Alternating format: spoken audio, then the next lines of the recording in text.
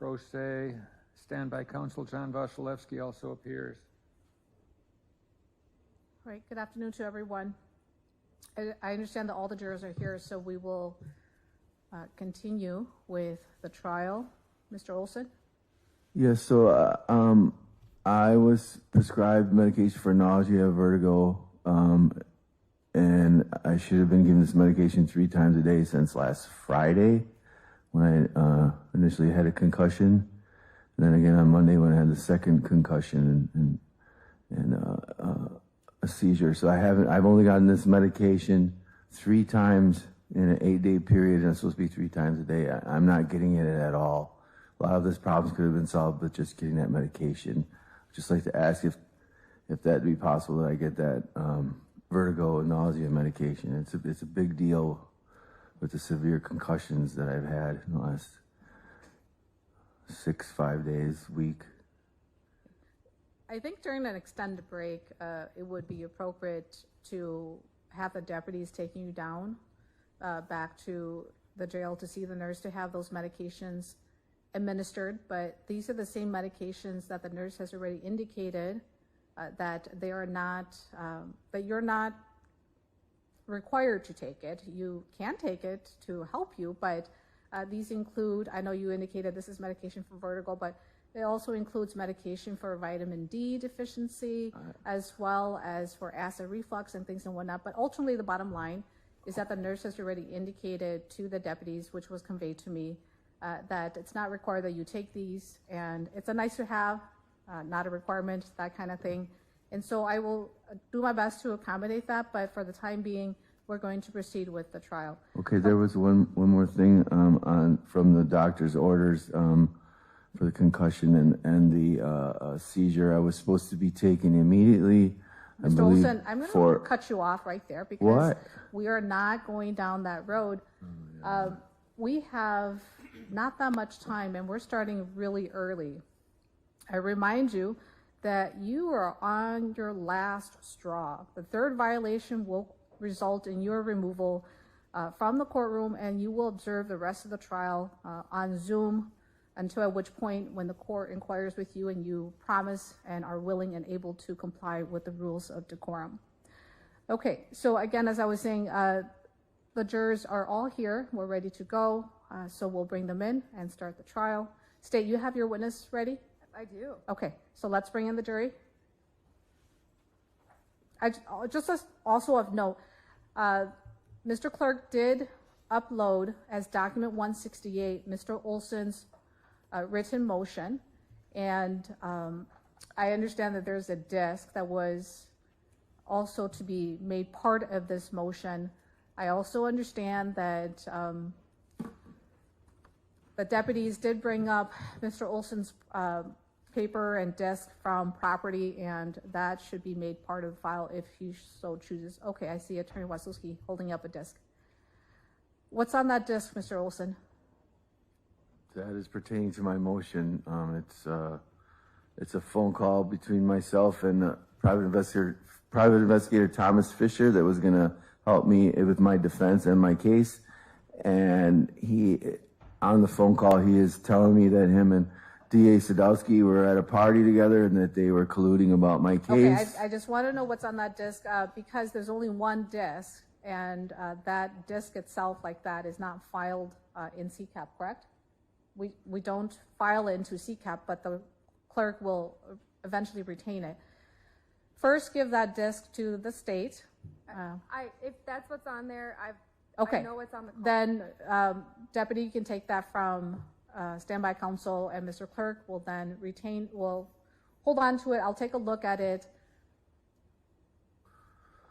Really quick, Your Honor, I just wanted to state that CD is extremely important to the motion because my entire defense was corrupted and a member of my Mr. Olson, I'm going to defense. stop you there, okay?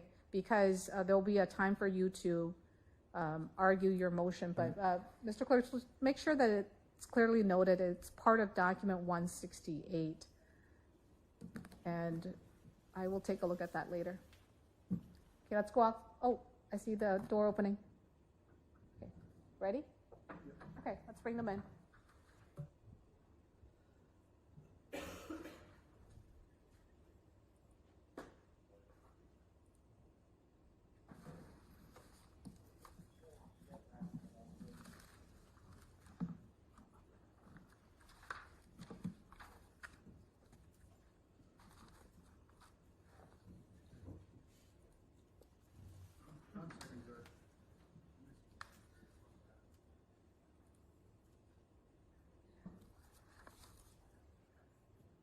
Okay, welcome back, members of the jury.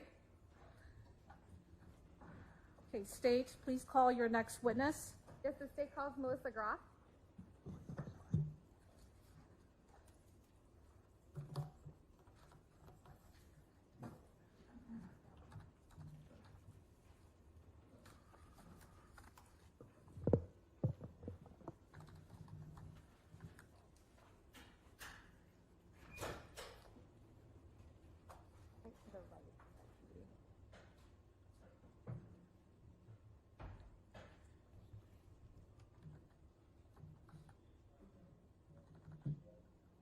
Please raise your right hand. Do you solemnly swear to tell the truth, the whole truth, and nothing but the truth, so help you God? I do. Please state and spell your name for the record. Melissa M. Groff, Graff as in Frank. Thank you. Ms. Groff, how are you employed? I am a forensic scientist who works in the latent print and footwear unit at the State of Wisconsin Crime Lab in Milwaukee. And I'm going to break that down a little bit. What is a forensic scientist? My area of expertise is, forensic science basically means applying science to the law. So my day typically is working on latent print and footwear cases that are submitted from the 8 counties in the Southeast Wisconsin district. And then what is a latent print? Latent print, the skin on your hands and the bottom of your feet is different than any other skin on the rest of your body. And it's different because it has raised ridges. And these raised ridges do not flow smoothly from one side to the other. Rather, they can split into 2 or stop abruptly. And then on top of those ridges, you have sweat pores. And so there's a chance that you're constantly exuding perspiration, as well as picking up fats and oils and substances, both from touching your face or your environment. And then like a rubber stamp, when you touch an object, there's a chance that you're leaving that impression behind. And you also said you do footwork. Did I hear that correctly? Footwear. Footwear. Oh, Correct. footwear. What is footwear? Similar to latent prints, it's examining and comparing footwear from a crime scene. So at the bottom of your shoe wears down and gets individual characteristics. And then sometimes if we step in dust or something, you can leave that behind at a crime scene. And then they'll submit a pair of shoes and I compare the two. Thank you. What type of training and experience, or what type of training do you have to become a forensic scientist? I have a bachelor's degree from Marquette University. I also spent 3 years with a senior examiner in a one-on-one internship situation or apprenticeship type program. I have over 100 hours of processing classes and over 200 hours, of comparison classes. I also try to regularly go once a year to a conference or some type of continuing education, and I am certified by the International Association for Identification in Latent Print Examination. And how many times have you testified as an expert in Wisconsin courts? About 56 times. I'd ask that Ms. Groff be qualified as an expert. No. The court's not going to do that, but you can continue your examination. Okay. So, Ms. Groff, you've testified about 56 times.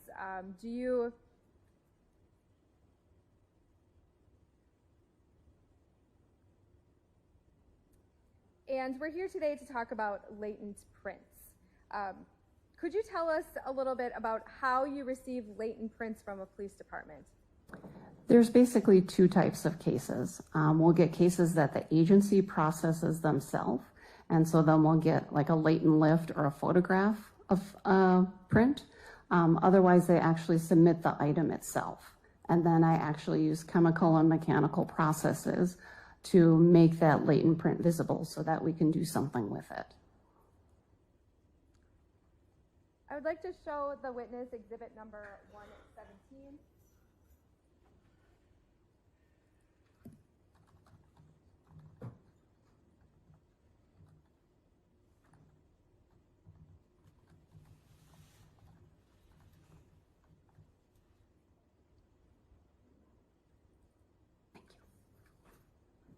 Ms. Groff, are you familiar with Exhibit 117? Yes, I am. Could you tell us what that is?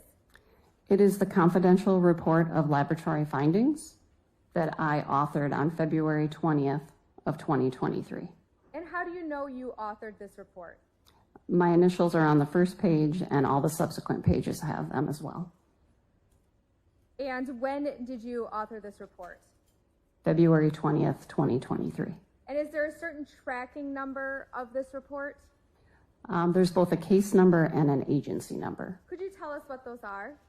The case number is R as in Robert 23-450. And why is that case number important? That is how we track the evidence. Once an agency brings in an item, it gets barcoded in evidence intake. That barcode will then follow the evidence through the process, and that's how I take custody of it, and that's how I write a report. And then if an agency has a question, they need to have a case number to give me so that I know what we're talking about. And is that report your final report for this case? Yes, it is. I'd ask that Exhibit 117 be moved into evidence. Any objection? No, Your Honor. Received. Thank you. Permission to publish? You may. Then Deputy Kennedy. Or, yeah.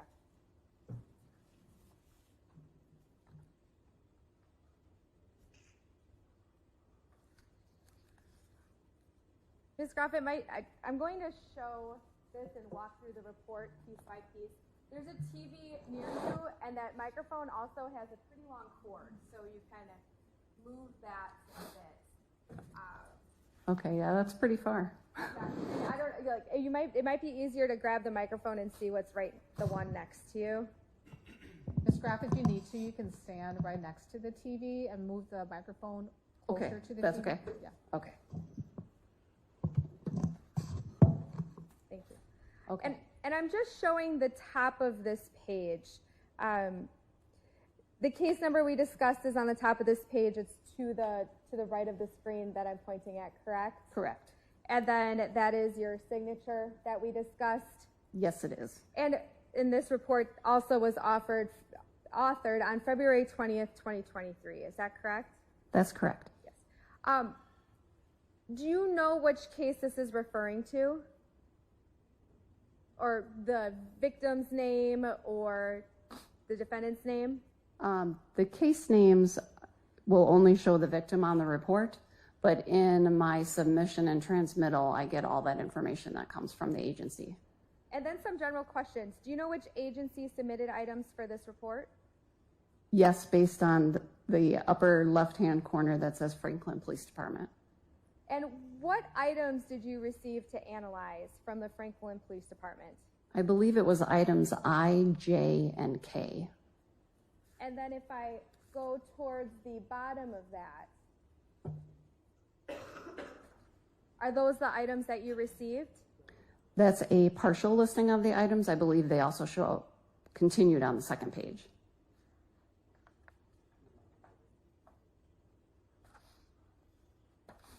Is that the continuation of the item? Yes, it is.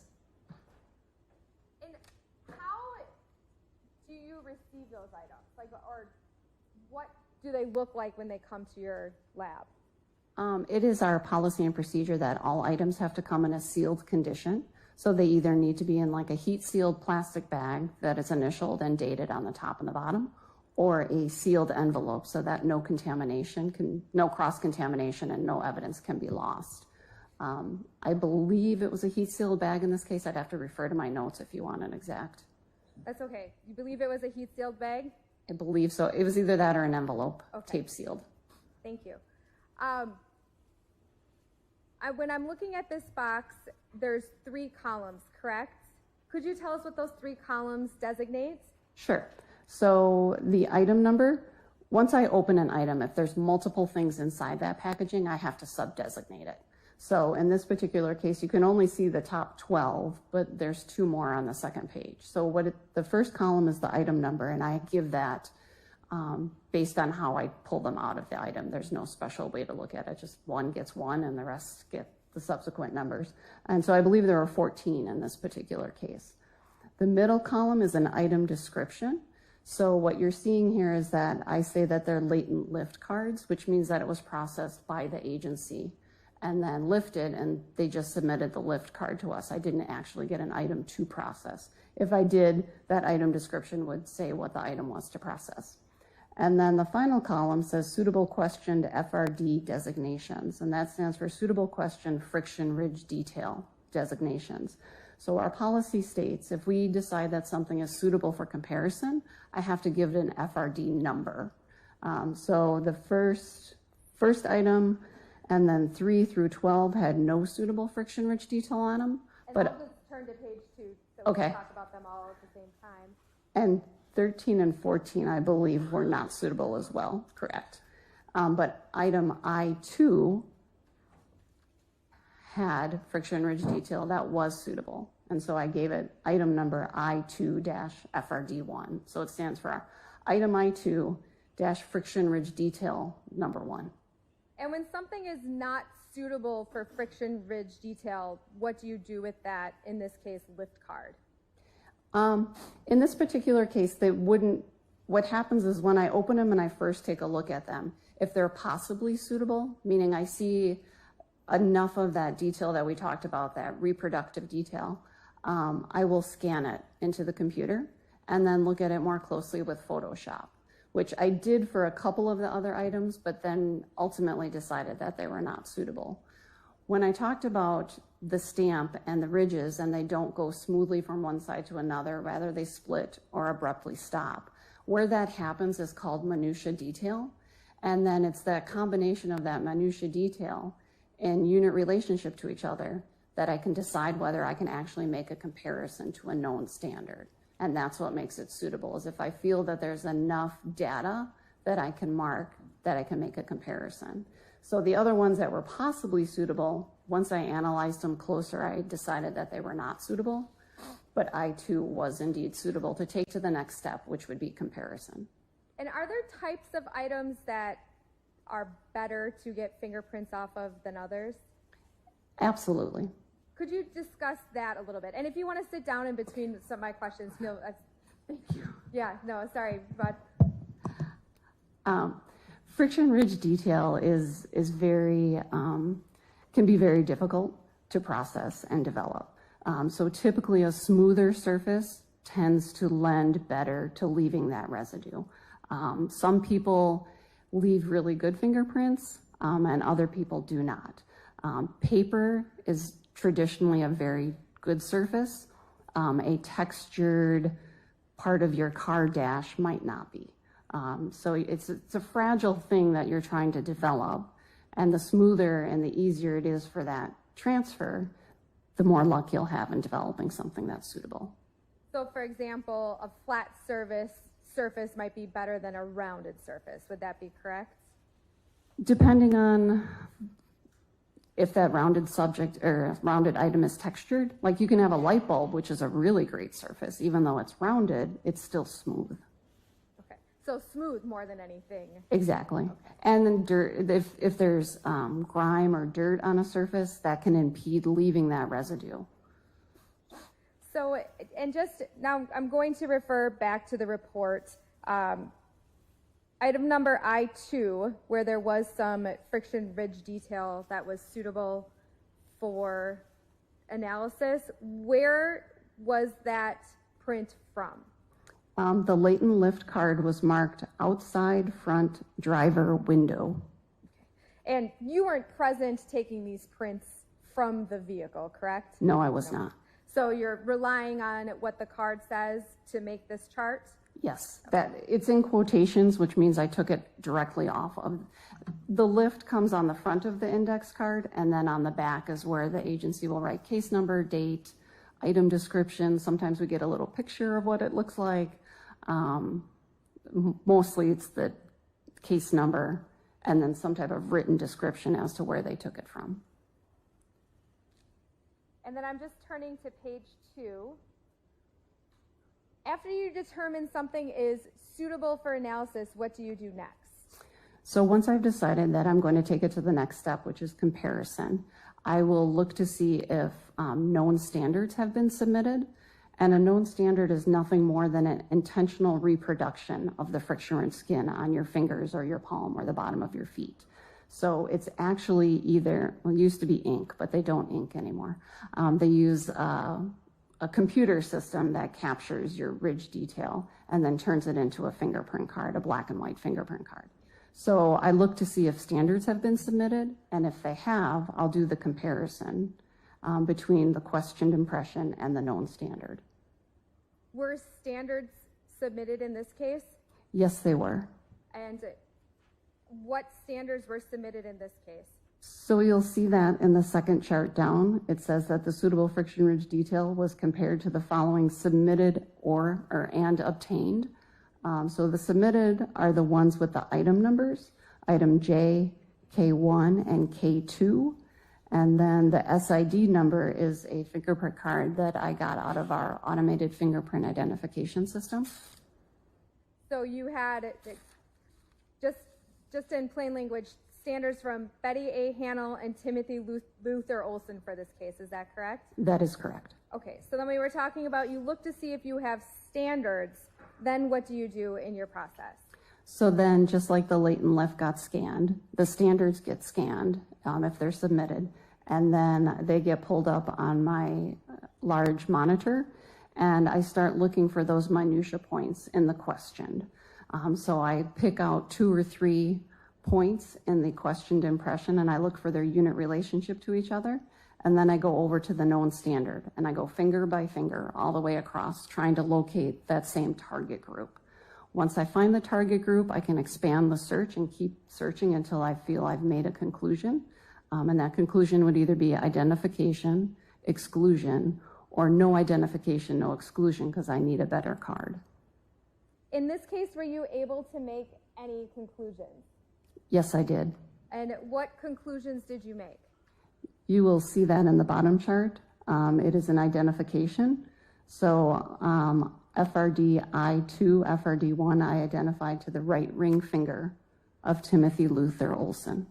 And could you go through the process that you did specifically for this case to make that identification? So like I said, I will have taken the questioned impression, and using Photoshop, we mark it with green, yellow, or red dots, and I'm marking where those minutia points are on screen. And so then the questioned impression gets marked up so then I can see my target group, and then I pull them up side by side, and then I try to locate a target group on the known standard. If I don't find the target group, I go to the next finger, and I do that through all the fingers. If I find something that looks like my target group, like I said, then I can go ahead and continue that comparison. If I find enough data that supports an identification, that's what goes in my notes, and then it gets verified by another qualified examiner. Is there a minimum amount of points or data that you have to have in order to make a conclusion? Not in the United States, no. No. Is just one data point enough to make a conclusion? I would really have to see the latent print. So it can depend. It might be enough. Why would it be enough if it was just one data point? There are, like I said, some of those ridges can stop abruptly. Sometimes they split into 2. If I ever saw a ridge that split into 5, that would be almost unheard of. So there are certain minutia points that are more regular on everybody's fingerprints. So an ending ridge or a bifurcation, meaning a ridge that's running along and then just splits into 2, is a pretty common minutia point. Then you start getting into dots and islands and trifurcations, and they do all different things, and they have a rarity to them. Do you remember how many data points you had for this case? No, I don't. No. But you were able to make the positive identification? Yes. And then was this report verified by one of your colleagues? The identification was verified, and then the report is tech reviewed and administratively reviewed. Is that information indicated on this report? The verification is not, the tech review and the admin review is. Your Honor, I'd like to object to this questioning.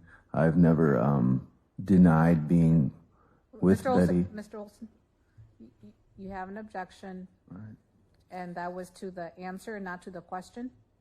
Is that? Just to the entire line Yeah, I of don't need an questioning. explanation, I'm just asking you, was it, to the entire line of To questioning? the entire line of Okay, questioning. all right, State, I don't need a response for this, really, but if you want to put something on the record, you can. That's okay. Okay, objection overruled, please continue.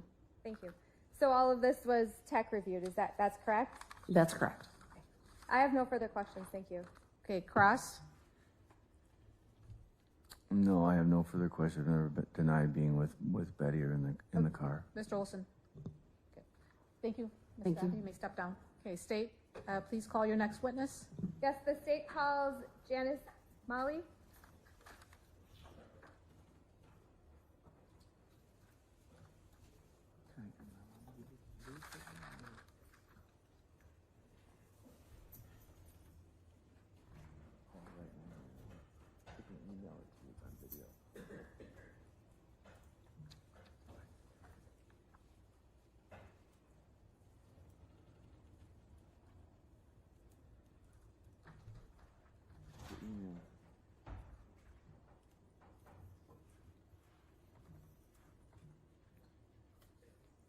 Please raise your right hand. Do you solemnly swear to tell the truth, the whole truth, nothing but the truth, so help you God? I do. And please state and spell your name for the record. My name is Janice Malley. My first name is spelled Janice. Last name is spelled Mally. Thank you. Ms. Malley, how are you employed? I'm employed as a DNA analyst at the Wisconsin State Crime Laboratory located here in Milwaukee. And how long have you been employed as such? I have been employed at the laboratory since May of 1990, which is longer than we've been doing DNA testing. What did you do before you did DNA testing? Prior to DNA testing, I performed serology testing, which involved ABO and enzyme typing on blood and semen stains. What type of training do you have to become a DNA analyst? As far as my educational background, I have a Bachelor of Science degree in medical technology, which I obtained from Marquette University. I have also completed additional college-level coursework in genetics and molecular biology at the University of Wisconsin-Milwaukee campus. And then throughout the years, I have received on-the-job training at the laboratory to qualify me as a DNA analyst. Because when you graduated from college, DNA analyst wasn't a thing, is that correct? Correct. I started off as a forensic serologist, and then as technology evolved, the laboratory started doing DNA in the mid-90s. We started off doing one RFLP DNA analysis, and then in the 2000s, we transitioned to performing STR DNA analysis, which is what we're currently doing. Thank you. And just so we're all on the same page, what is DNA? DNA is an acronym. It stands for deoxyribonucleic acid. Basically, DNA is found in all cells throughout the body that have a nucleus or central core portion of the cell. The DNA codes all the information that is necessary to make you who you are, and half of your DNA is from your mother and half comes from your father. And when we say DNA analysis, what actually are we doing? We do STR DNA analysis. STR stands for short tandem repeat, which is descriptive of the locations that we look at when we do our testing. We look at regions in the DNA that are characterized by short sequences of DNA that tandemly repeat themselves. We look at a total of 23 regions when we do our testing. And each person can express one or two types at each location that we look at, depending on whether or not they receive the same type or different types from their parents. And in a criminal investigation, why would we do DNA testing? We do DNA testing. The STR DNA testing is used to discriminate DNA between individuals. identical siblings will share DNA profiles, but for any other individuals would have different DNA profiles. Thank you. And then do you remember doing analysis with the case name Betty Hannell? Yes. I'd ask that the deputy bring up exhibit number 118.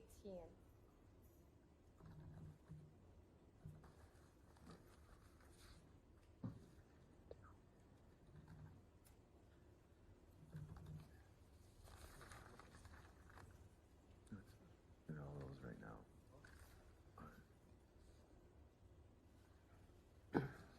118.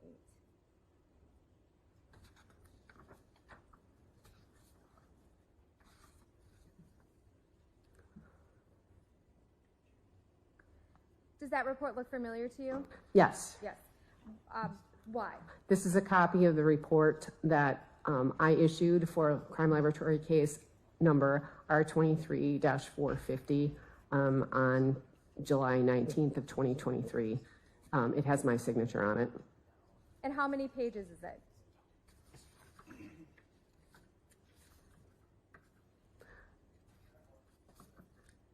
The report is 5 pages long. Thank you. I'd ask that exhibit 118 be moved into evidence. Any objection? No, Your Honor. Received. And Your Honor, may I give an exact copy of the exhibit to the witness for ease of testimony? Yes. Thank you. Yeah. Permission to publish? Yes, you may. Thank you.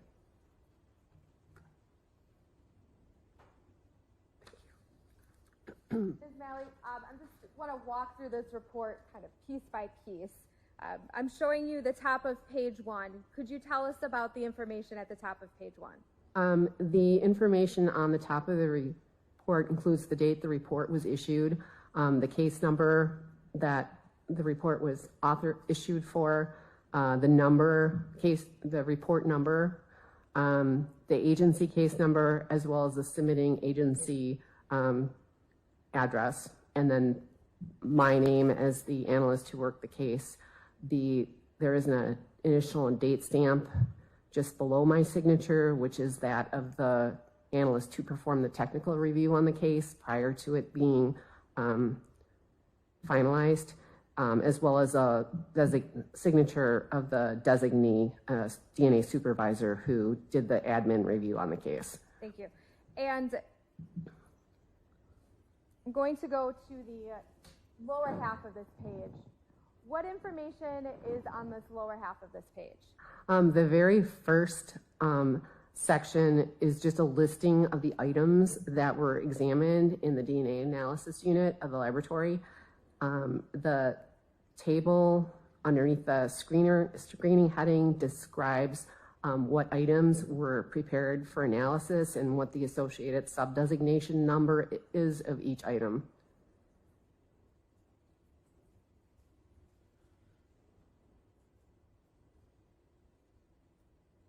And why do you associate item numbers with objects? When the case is first brought out to the laboratory, it is assigned a laboratory case number, which is the R23-450, and then each item within the case would be assigned a letter designation as it comes in. Do you recall getting these items from the Franklin Police Department? Well, I was not the person who received the items. They were received at the front desk by our evidence intake people, and then they would issue a receipt to the submitting agency. And then, so how do you end up receiving the items? The evidence TAC would store the evidence in a locked location within our unit, and then the analyst who actually examines the evidence would take custody of the evidence. I was not the analyst who screened the evidence. That was done by another analyst. I did the data analysis and interpretation for the case. So let's keep moving through the report. We talked about the middle part here. What is the box and the columns right below that? The That table just has a listing of the samples that were prepared for DNA, the item that it was taken from, and then the cutting itself is given a sub-designation. And what items were prepared for a sample? The swabbing was taken from the interior of the hat. The hat was item A. The swabbing was sub-designated as item A1. Swabs from the lip of an orange mango bottle were cut for analysis and sub-designated as item D1. Swabs from the lip of a milk bottle were prepared for analysis and sub-designated as item E1. Swabs from a toilet seat were prepared for analysis and sub-designated as item H1. And then the buccal swab standards were prepared for analysis and sub-designated as item F1, G1, and L1. Your Honor, I'd also like to object to this line of questioning as it's repetitive. Mr. Olson's already claimed he knew Ms. Handel. And Mr. Olson, I heard your objection. You don't need to go into any more detail than that. State? I would like to keep continuing. Okay. Objection is overruled. Please continue. Thank you. What is a buccal swab? Buccal swab is it looks like a Q-tip, and basically it is used to swab the inside cheek area of a person. And why is that done? That would be the reference profile, so we can develop a reference DNA profile from that person. Thank you. And then I turned to page 2, the top of page 2. Could you tell us what that is? There's a table at the very top that summarizes, once the samples are prepared for DNA analysis, they would be extracted and then quanted. And this quanted is to determine how much DNA is present within the sample to see if we have enough DNA present to go on and do the further testing. So this table is a summary of the quant results that were obtained. So there's 3 columns on there. Well, actually 4 columns. One column contains the listing of the samples. The second column, entitled Human DNA, will state if the DNA was detected, and it will say present. For A1, D1, E1, it says present. For H1, it's present limited, meaning that there was DNA was detected, but it was of so low of quantity that there wasn't not a sufficient amount to go on. There is also a column entitled Male DNA. Our quant kit it tells us whether or not any male DNA is present, and so it would either say present or not detected. Or in the case of standards, we don't quant the standards, so they are listed as being not applicable. And then the further testing columns indicates if the sample went on for STR testing. And then the column below, it talks about autosomal and STNR DNA results and conclusions. Could you talk about that? This section is a summary of the DNA testing results. So for the standards, obviously we obtain single source profiles, which is what you would expect to obtain from a reference sample. And then this section of the report then also goes on and lists the typing results obtained from the evidentiary samples as well. When we talk about a single source profile, what is that? A single source profile means that the DNA profile is consistent with just having come from just one person. So when you look at the profile, you would expect to see no more than 2 types at each genetic location tested, and those types should be in relatively, they should be well balanced, so equal in peak height. And so for those buccal swab standards, that's what you found in this case? Yes. Let's talk about now the swabbing from interior of the hat, item A1. Could you talk about that? I obtained a single source male profile from the swabbing taken from the hat. And of course, that profile was then compared to the reference profiles from each of the 3 individuals.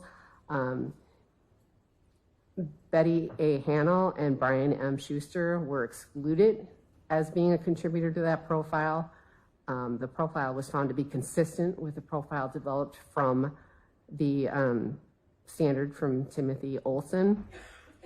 And whenever we have, which indicates he's included as a possible source, and whenever we report out an inclusion, we also report out a statistic to lend weight to that conclusion. So the statistic we calculate for single source profiles would be what's called a random match probability. So for this particular profile, the probability of randomly selecting the observed DNA profile from a population of unrelated individuals is not more frequent than 1 in 1 quadrillion. Does that ratio ever change?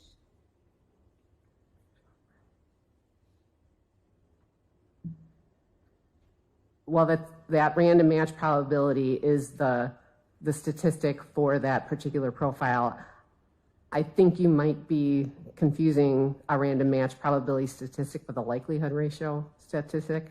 Perhaps, or for example, if the DNA profile wasn't a single source and it was something else, could you talk about that? If the DNA profile was not a single source profile, we would not be reporting out a random match probability statistic. If it were a mixture profile, then we would be reporting out a likelihood ratio statistic. Again, I'd like to object to this line of questioning. It's repetitive. Mr. Olson's already claimed to know Mr. both Olson, Mr. you don't have to go Schuster into and detail explaining your objection, and I've already ruled. Once the court makes a decision, you have to accept that. We move on. Your objection was already overruled. Continue, please state. Thank you. So single source profile is the top with the hat, and then we were talking about likelihood ratios. What else is, when you do a likelihood ratio, is that a different type of testing? It's the same type of, it's all STR DNA testing. It's a different form of statistic. So if for profiles, for mixture profiles, we would be reporting on a likelihood ratio statistic. Thank you. Did you also have mixture profiles in this case? I did. Okay. And in fact, is that the next box down? Yes. Yes. Could you talk about that, please? The next item is the swabs from the lip of the orange mango bottle, item D1. That profile was a 2-person mixture. There was at least 1 male present. And then, as I said, for mixture profiles, we calculate a likelihood ratio. Basically, a likelihood ratio is a ratio of two probabilities. The probabilities of observing the evidentiary profile under given two different explanations for that profile. One explanation would be that the DNA profile originates from the person of interest and one unknown person. The second explanation would be that the person of interest is not included as a contributor and it comes from 2 unknown people. So the likelihood ratio is a ratio between those probabilities. The value of the likelihood ratio can be can range anywhere from 0 on up to infinity. A value of 1 would indicate equal support for either of those explanations. Values greater than 1 would indicate support for the first explanation, the explanation in which the person of interest is included as a possible contributor. Values less than 1 would indicate support for the second explanation, the explanation in which the person of interest is not present in the mixture. Were you able to make any conclusions regarding this mixture profile? Yes, when the mixture profile was compared to the Betty Hannell likelihood ratio of 1.0 times 10 to the 8th was obtained. So it is at least 100 million times more likely to observe this DNA profile if it is a mixture resulting from H1 than if it is a mixture resulting from H2. The conclusion from that value is that it is very strong support for inclusion. When it was compared to the profile of Timothy L. Olson, likelihood ratio of greater than 1.00 times 10 to the 15th was obtained. So it is at least 1 quadrillion times more likely to observe the DNA profile if it's a mixture resulting from H1 than if it's a mixture resulting from H2, which again is very strong support for inclusion. When that mixture profile was compared to the standard from Brian M. Schuster, I obtained a likelihood ratio value of 0, which indicates that it's not possible to observe that DNA profile if there's DNA present from him. So in kind of more plain terms, there's a very strong support for inclusion for the DNA of both Betty Hannell and Timothy Olson on the lip of that bottle? Yes. Okay. Just wanted to make sure that I was following you, because I know that it's a lot of information. Right below that box, there's some language down here. Could you tell us about if we're transitioning to something else? Yes, the underneath that table, there's the bold header for the next item, and that's the swabs from the lip of the milk bottle item, which is the item E1. And then I'm turning to page 3 of 5. Yes, again, this is a table that has the likelihood ratio values listed when the comparisons were made to each of the 3 individuals. A value of greater than 1 times 10 to the 15th was obtained for both the standard from Betty Hannell and the standard from Timothy L. Olson, which again indicates very strong support for inclusion of both individuals. And a likelihood ratio of 0 was obtained when Brian M. Schuster was compared to the mixture profile. Did you do analysis on any other items for this case? No. No. And then pages 4 and 5, what type of information does that contain? Pages 4 and 5 is a technical appendix that offers further explanation regarding statements that you can find in the report. No conclusions or analysis in those pages? Correct. Thank you. I have no further questions. Cross? No questions, Your Honor. All right, thank you, ma'am. You may step down.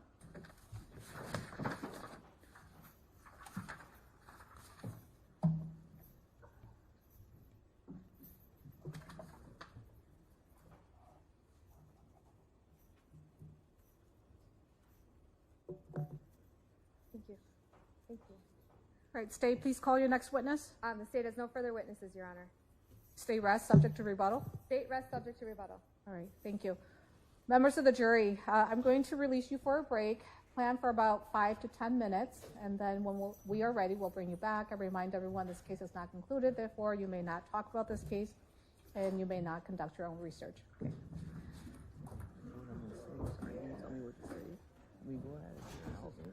You're looking it up and you're not telling me.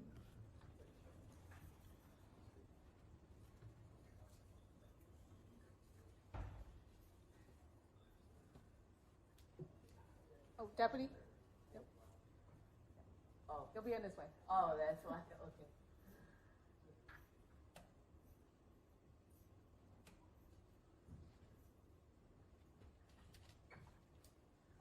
Who files is it that you code close that guy over there? Motion?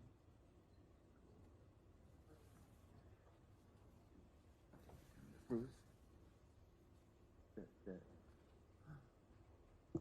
That's the one that has to do the pics?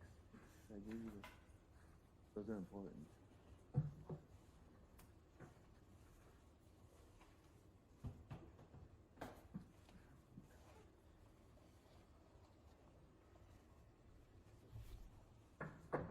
Okay, we are on the record and outside the presence of the jury.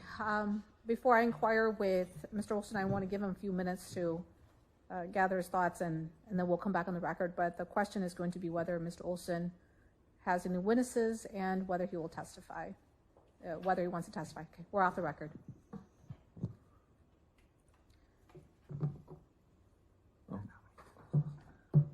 Okay, can we all right. I gave him the paper.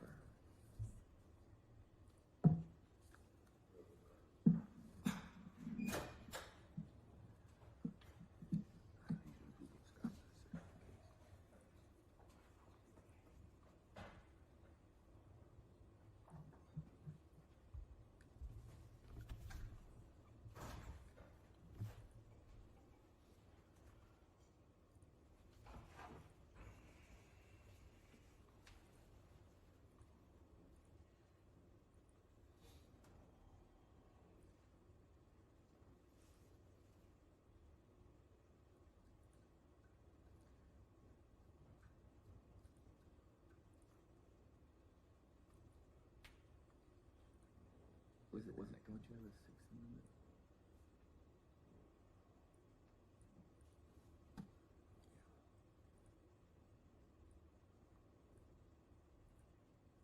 Right, so, all right, so everything's getting mixed up here, and I don't even have that stuff that I need anymore.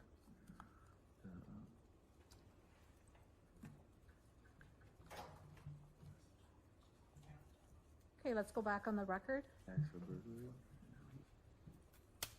Mr. Olson, in terms of witnesses, do you intend to call anyone? So again, I gave a list to Attorney Wazalewski, and he said he was going to subpoena witnesses, and there was no final pretrial. He never did anything on my behalf, so there was no subpoenas out. I mean, the only ones now that I would like to subpoena or question as my witness is also Betty Hannell, and I wanted to recall Michael S4. The reason, and one of the reasons I think I should be allowed to look. Can Oh, Mr. I Olson, finish? No, you cannot. I just want to know how many, the number of witnesses. So that would have been 2, and subpoenas did not go out. What about your own testimony? Do you want to testify?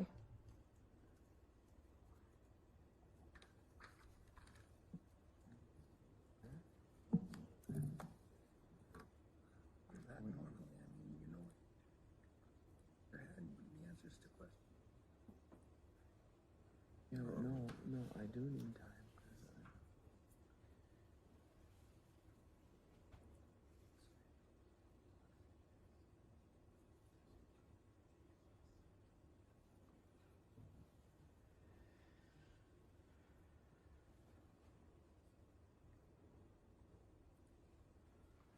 Beth wants to know if you would witness Yeah, the same yeah. as any other witness. So I was And then you'd have to answer from, either you give a narration or you would.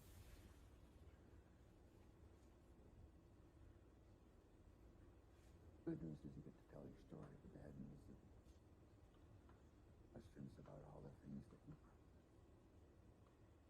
So, you were right.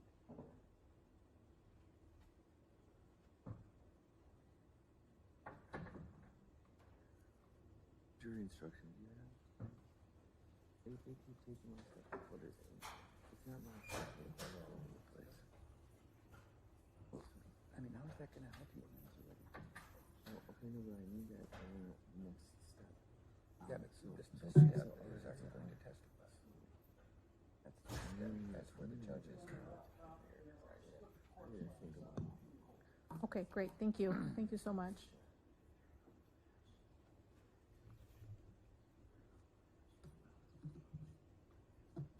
Towards testifying, or are you being Yes. not? Yes, but I don't have to do that. What if the judge says 5 minutes or not at all? Okay, so let's move on then. Jury instructions and then closing. But after I testify, Testify unless you have other witnesses to call, which I don't see. Rest and,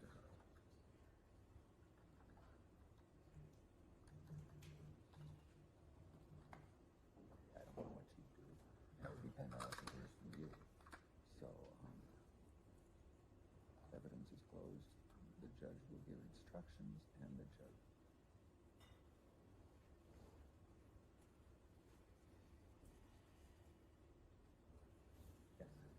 Yes. We're going to have a meeting about the jury instructions, and we're going to have to read them, or the judge is going to have to read them. 5 counts, 4 different charges. For 2 hours for me to. I don't know how long you're going to take to testify. That's entirely. Don't know that either. Send you a message. that has to be worked out. We didn't have an hour to get together. We didn't have to come in. Are we We're still on the record. I'm waiting for an answer. Your Honor, I believe Mr. Olson is leaning towards testifying. He has raised two questions with me. One is if he would be allowed some time to prepare. I'm not sure what he proposes to do in any time allowed to prepare, but he's asking for it. The second issue he raised is, would he be then testifying in a narrative form? Would I be directing him? Would someone else be directing him? He wants to know how it would work as a practical matter. Okay. I don't know what time he's requesting and what exactly he intends to use that time for. So Mr. Olson. there's that. Okay, what is it? Yes, that's just that to time. prepare to respond to any questions to all to the charges, to each one. There's a lot involved here, and so one of the reasons is a lot of the documents that I have been rustled around back and forth and are all in disarray, so I have to collect myself, and I just want to get together and go over everything so I can have in my head ready for any questions that are answered of me from the state. And then also, am I going to be just telling my own story? I'll get to the format in just a minute. Mr. How much Watson, time? Yeah, sure. I'll get to the format in just a minute. How much time are you asking for? I mean, It's already okay, 2 p.m. So, I mean, honestly, I would need at least an hour to prepare myself for both. I mean, just one maybe, but for both, for sure, an hour. I mean, you know, the state, and then whether Attorney Wazalewski is going to be, you know, asking me my story or however that's going to work. This is All right. So you're asking for an hour break, effectively, and with respect to the format, you may testify in the narrative form. However, though, it's not free range to say whatever you want. The court's orders on what's limited remains in full force and effect. As you may recall, I ordered that not just you, but anyone, not talk about judicial misconduct, attorney misconduct, any other grievances that you believe you have against anyone. That's not relevant and cannot be brought in. In addition to that, I reminded you, as well as the jury when we did voir dire, as well as the preliminary instructions, what those charges are. If what you want to say relates to or is relevant to those charges, the 5 charges that have been filed against you, then you may do so with respect to the relevant time period. Okay, we've heard a great deal of what that relevant time period is. I would expect that you'll stay within that relevant time period. But now, I'm saying all of this relative to the format with the understanding or assumption that you follow what I'm saying and you understand that there are boundaries you cannot cross.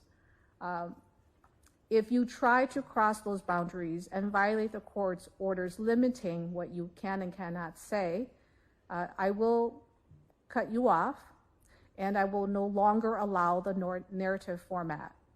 So I think we could proceed. It's probably easiest to proceed in narrative format, but with those rules in place. Does that make sense? I mean, I object to the. Let me ask you differently then. Are you willing to comply with those rules if the court allows you to testify in the narrative format? I mean, I'm not trying to be argumentative, but I have the right to testify if I so choose so. But I mean, it's a yes or no. If you're willing to comply and you will comply with the court's rules, then I will allow you to testify in the narrative format. If you choose to testify, if you find and if you believe, you don't have to answer me, but if you believe that it'll be challenging for you to do so, then the best course for me is to not allow the narrative format. No, that's not what I'm saying. I'm going to do the best of my ability to to say what I have to say without causing any issues in the court. You can say what you want to say within the boundaries the court has set in its rules. Are you willing to do that? I mean, yes, as far as I know, I don't think I need to go through any boundaries that you're referring to. I mean,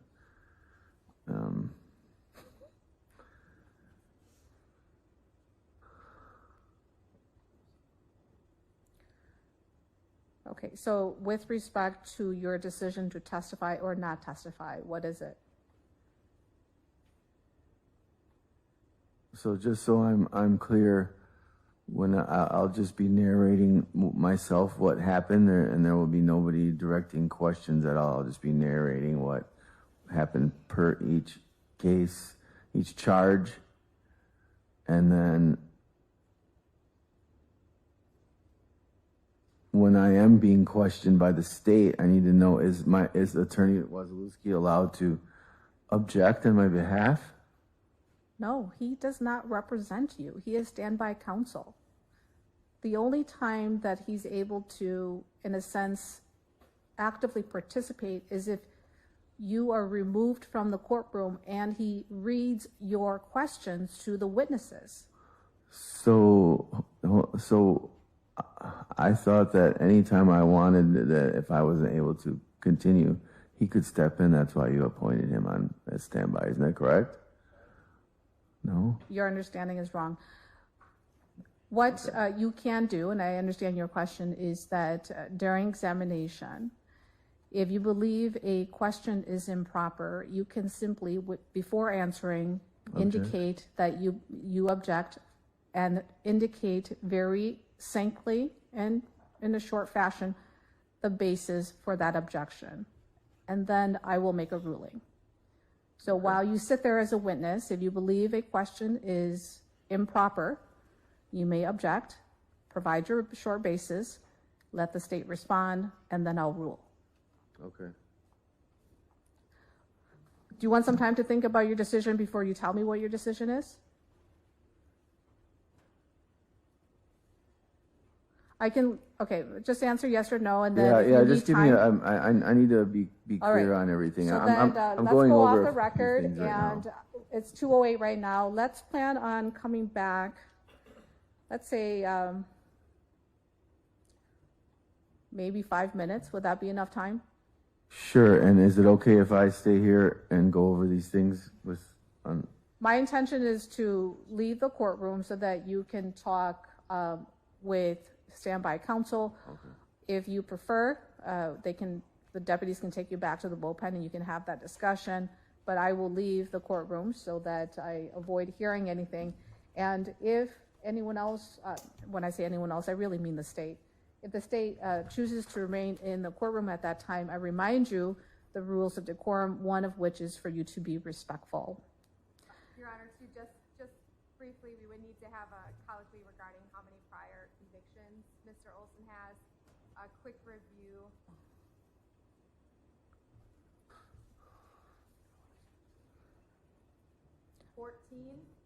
But I Yeah, we can talk about that after he decides what he wants to do, but that is true. In the same fashion that we talked about Mr. Ford's prior convictions for purposes of, credibility and impeachment, we can do that, but I'm sure that's something that Mr. Olson will probably inquire with standby counsel. And I just I was prepping like conviction dates and such, so. Sure. Thank you. Okay, so let's go off the record. You have about 5 minutes, and we'll come back about 2:15. It's now 2:09, and I'll give you that full 5 minutes.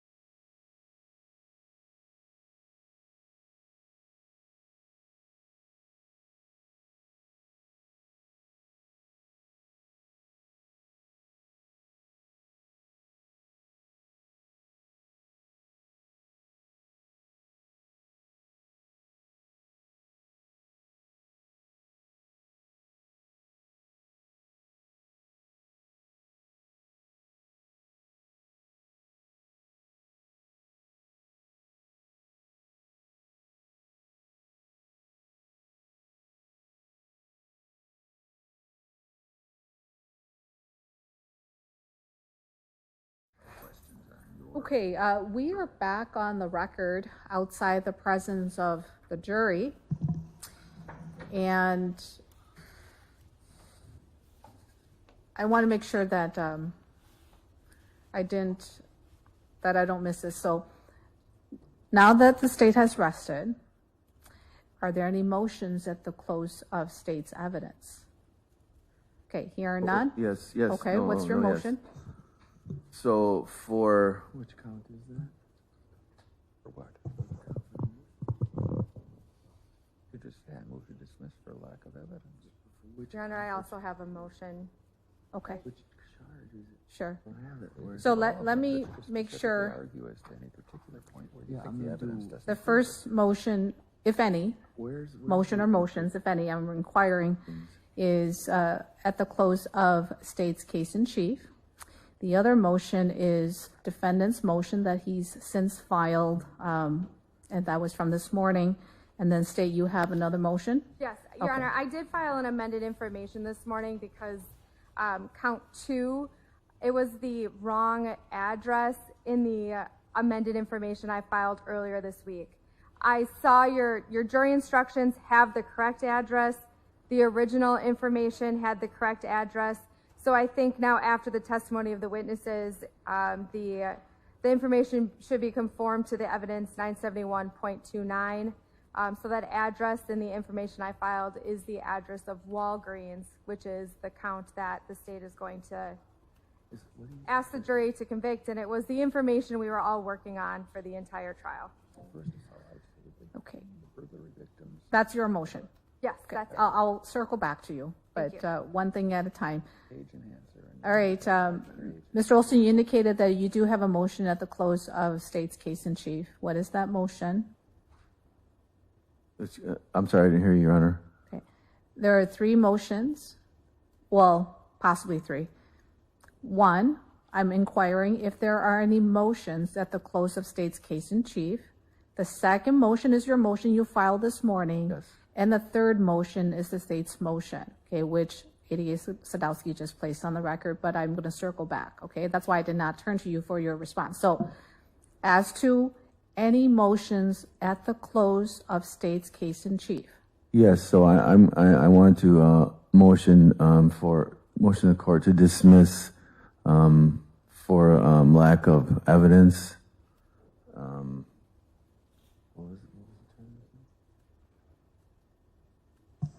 So there's lack of evidence for all 5 counts, but there's in each specific count, there's more detailed reasons for the motions. Do you want me to go into each one right now? Sure, yes. Okay.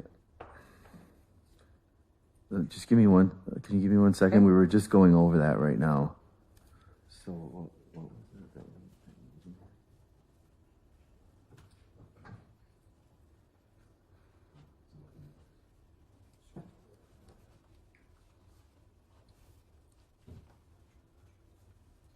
Okay, number 1 for the age enhancement.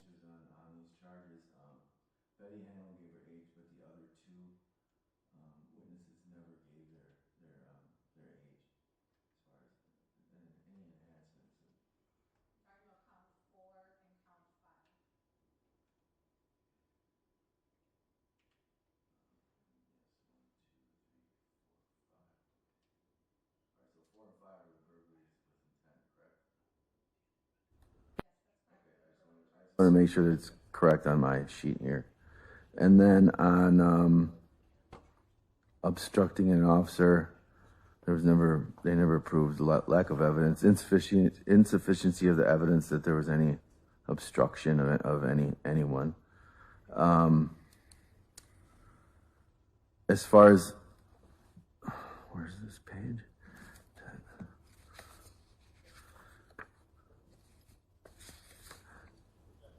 And the state clearly didn't meet their burden of proof with regarding count number 1, that the alleged victim was confined forcibly or secretly confined with the intent there was no proof of intent ever. No proof that she was confined or held against her will forcibly. I mean, there was too many times that this that she could have just drove off. I mean, this isn't this we were together, so this isn't the state did not prove their case. It's complete insufficiency of the evidence, including the victim perjuring herself and anything else.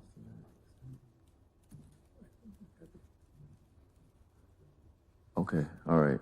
And then for count, which one was the one? Garage? The garage? Oh, okay.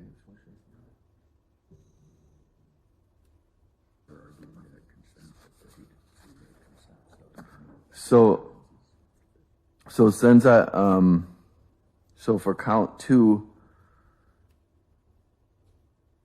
there's insufficiency of the evidence because we were together and I used the card in her presence with her permission numerous times while we were together. I believe there was even a store we went in together. So there's definitely no proof of using it without anyone's consent. I want to take a look at this page really quickly.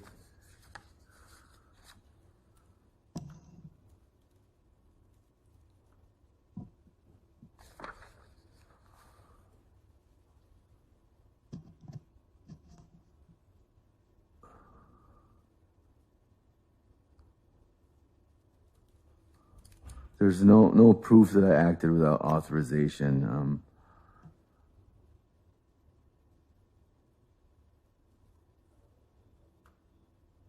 Is that it? Well, just a second. I'm just reading this really quickly, Ron. I'm trying to go over this as fast as possible.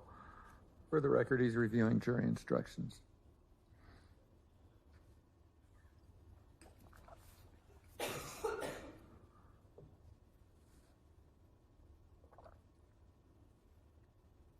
Yes, so I actually bought some items for Betty at her request. Just there's no intent here whatsoever, and the proof here is actually that some of the times, like Walgreens, I was in there 20 to 30 minutes, and Mr. Olson, it's sufficiency of the evidence. You Okay. have not testified. All right. Okay, this is at the close of All right. state's case in chief. okay, there's no proof then on intent, and like I said, since we were together, and they couldn't prove the first count number 1 because we were together, that then I used it in her presence. I used the cards in her presence and at her request and with her permission. So I'm requesting that one be dismissed also on insufficiency of the evidence. And count number 4, is it number 4? 4 is the garage burglary. Are you sure?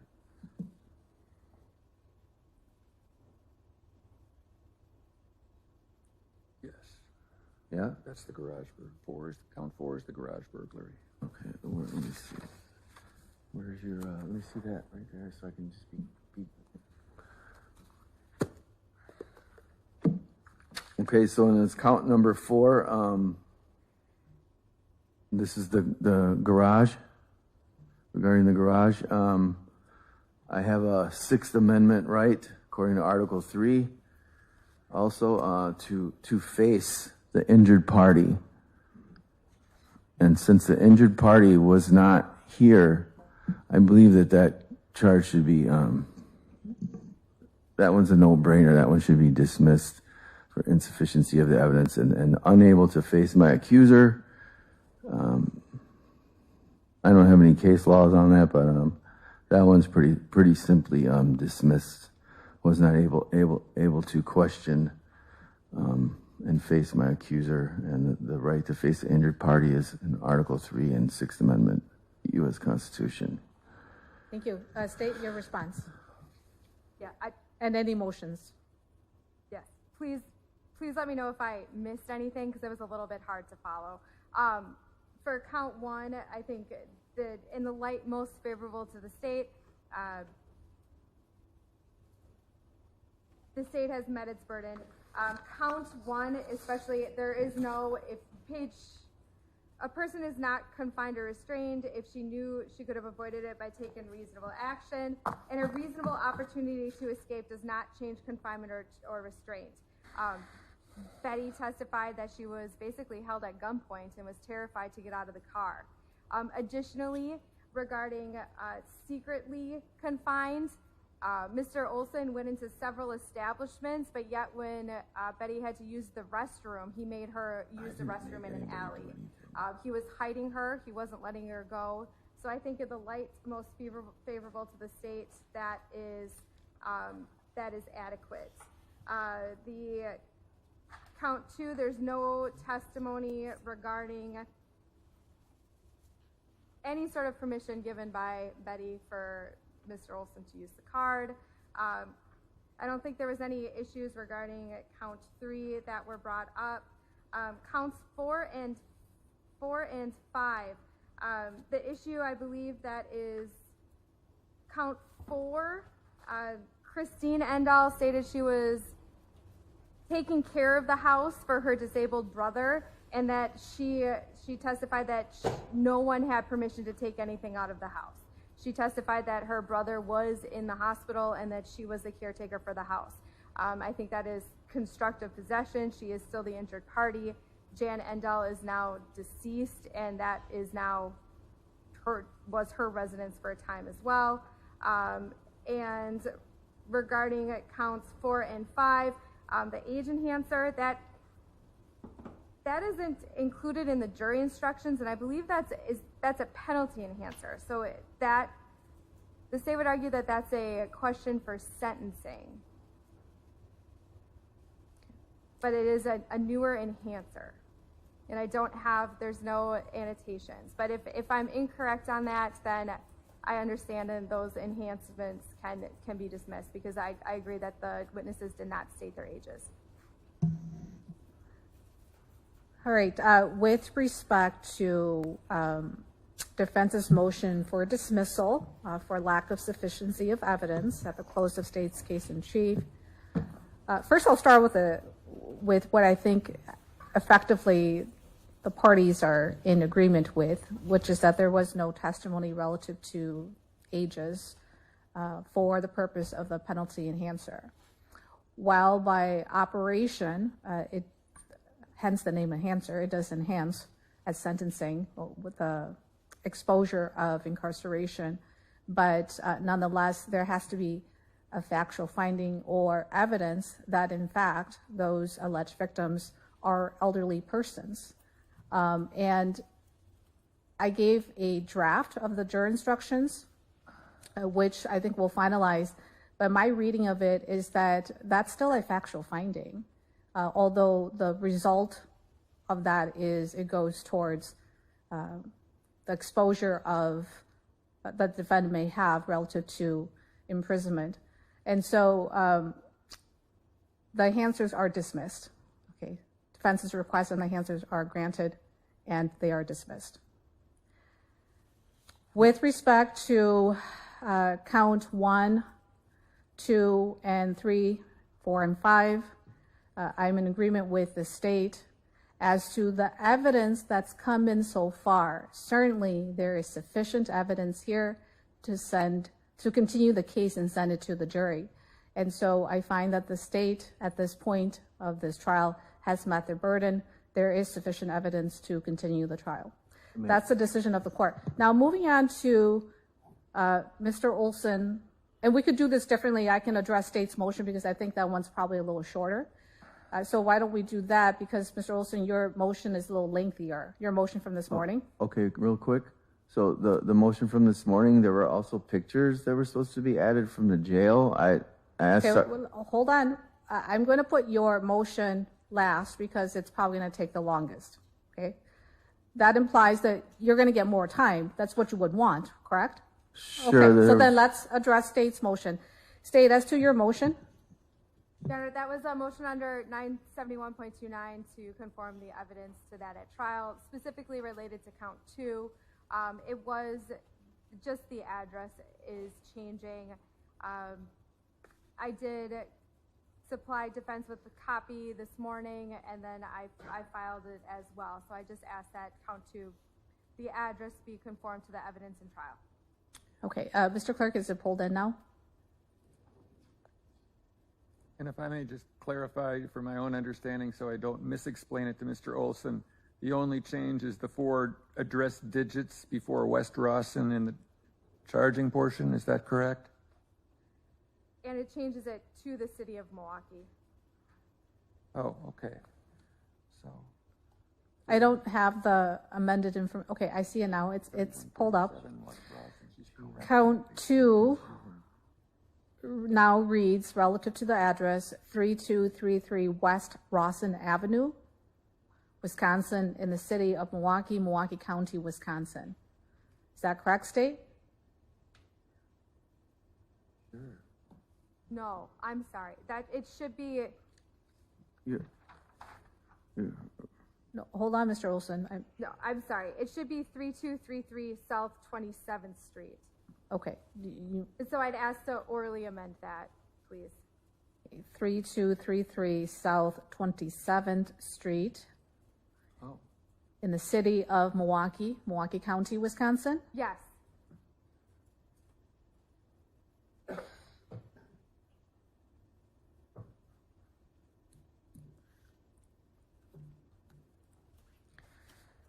Your Honor? Yes. May I, so I'm requesting that this, wait a minute.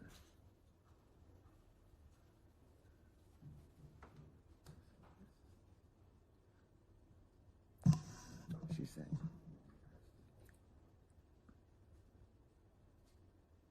Oh, she's changing it. 3233 South. The correction is to 3233 South 27th Street, Correct. and the city is Milwaukee and not Franklin? Correct. I thought you had the other address. Where's the other address? She's made 2. What do you mean? Where's the other one? So I believe does this change? I'd like to challenge jurisdiction if they're changing from Milwaukee to Franklin to. Whose jurisdiction? The court's jurisdiction?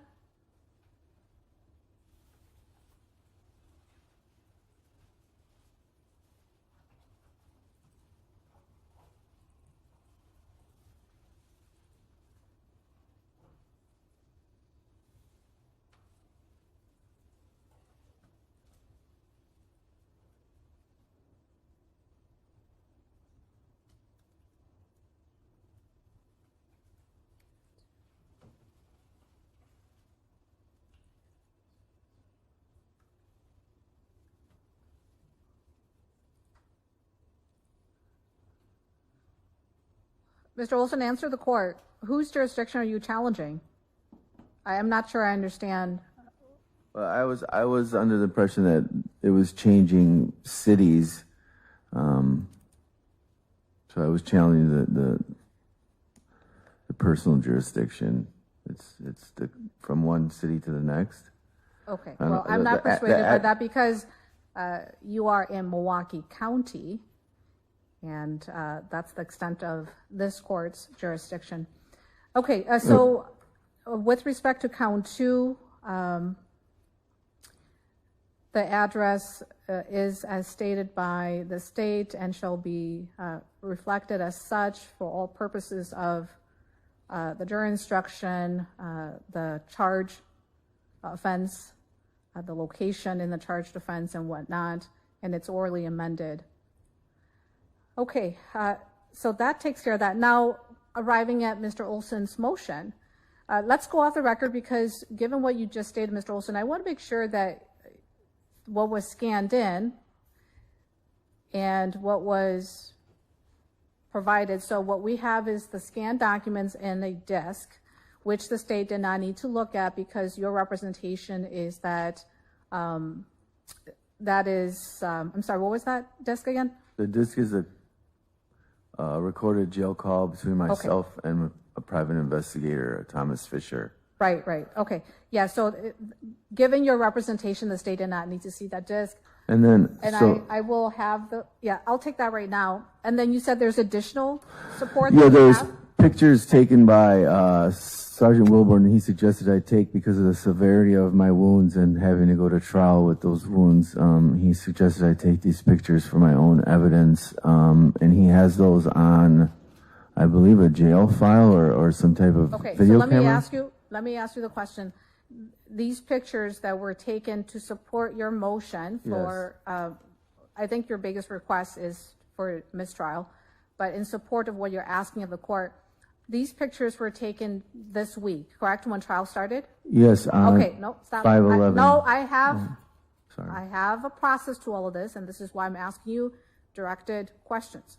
All right, so are there any other pictures, and I understood you to indicate that there are only pictures, any other pictures other than those from this week, whether they were taken in the jail or somewhere else, other than this week when I have had face-to-face time with you in court, that you feel and you believe should be part of your motion? I don't know if Frater took any pictures, but I know they took CAT scans of the new wound on my. Okay, Mr. Olson, but that all happened from Monday. Okay. From Monday to today, correct? So from March 9th to March 13th. Are all these pictures that you want to make sure it's part of the record and support your motion? Yes, those are so then for my determination or deciding of the motion, it is not entirely necessary for me to see those photos, although at one point, for purposes of appeal, it should be made part of your motion. But I don't need to see those pictures because you've been in my court every day this week, and I've seen you, and I've seen during the start of this trial that you had a head injury. I also seen the progression of that injury. And given my visual of you this entire week, I don't believe those pictures for my purpose is necessary, but for purposes of appeal and ensuring that the record is complete, yes, those can be filed. However, though, when you make reference to your injuries in support of your motion, clearly articulate that and indicate so. And then I will allow you an opportunity to add those pictures to the file, to your filing, so that way you don't delay us any further. Okay, so how do I add those in then? Later on, you can provide those pictures. First, show the state, provide those pictures to Mr. Clerk, and we'll file it and make it part of your motion. But I mean, it's been the same ADA. I've been the judge who presided over this trial this entire week. We've all seen you. So if you want to talk about your injuries and what you look like, I think everyone has seen that. Okay, yeah, I just wanted to make sure it was in for. No, I do want to make it very clear. It is not my responsibility, and it is not Mr. Clerk's responsibility. I never said that. Sorry.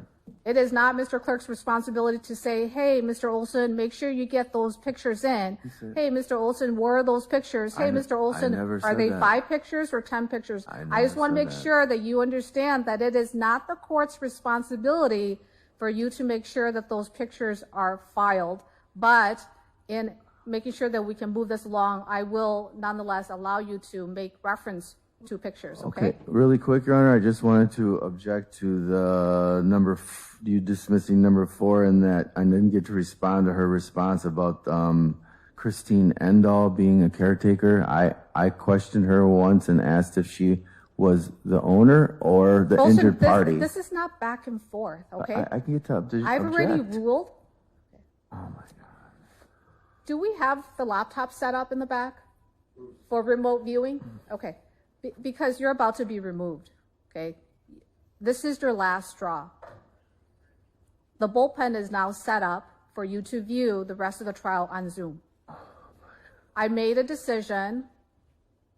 You don't like it, but you still have to move on. You can appeal it. All right, now we're losing time. Mr. Olson, as to your motion, I've read it. Now, while I read your written motion, I think it was 7 pages, I did not go through the supporting documents. And so, as is the practice, I will allow you to place on the record as succinctly and briefly as you can, because I already read your motion, the basis for your motion and support thereof. So go ahead.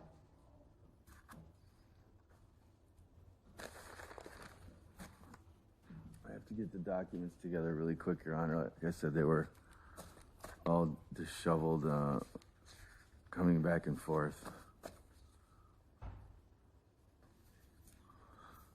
Oh, you got them right there. Yes, I agree. Yeah, sort of. They're all.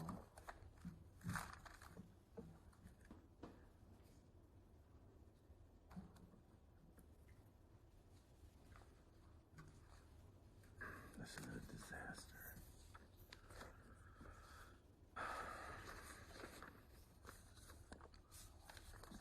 Just bear with me for a moment, Your Honor. I have to just get them in order. They're all here.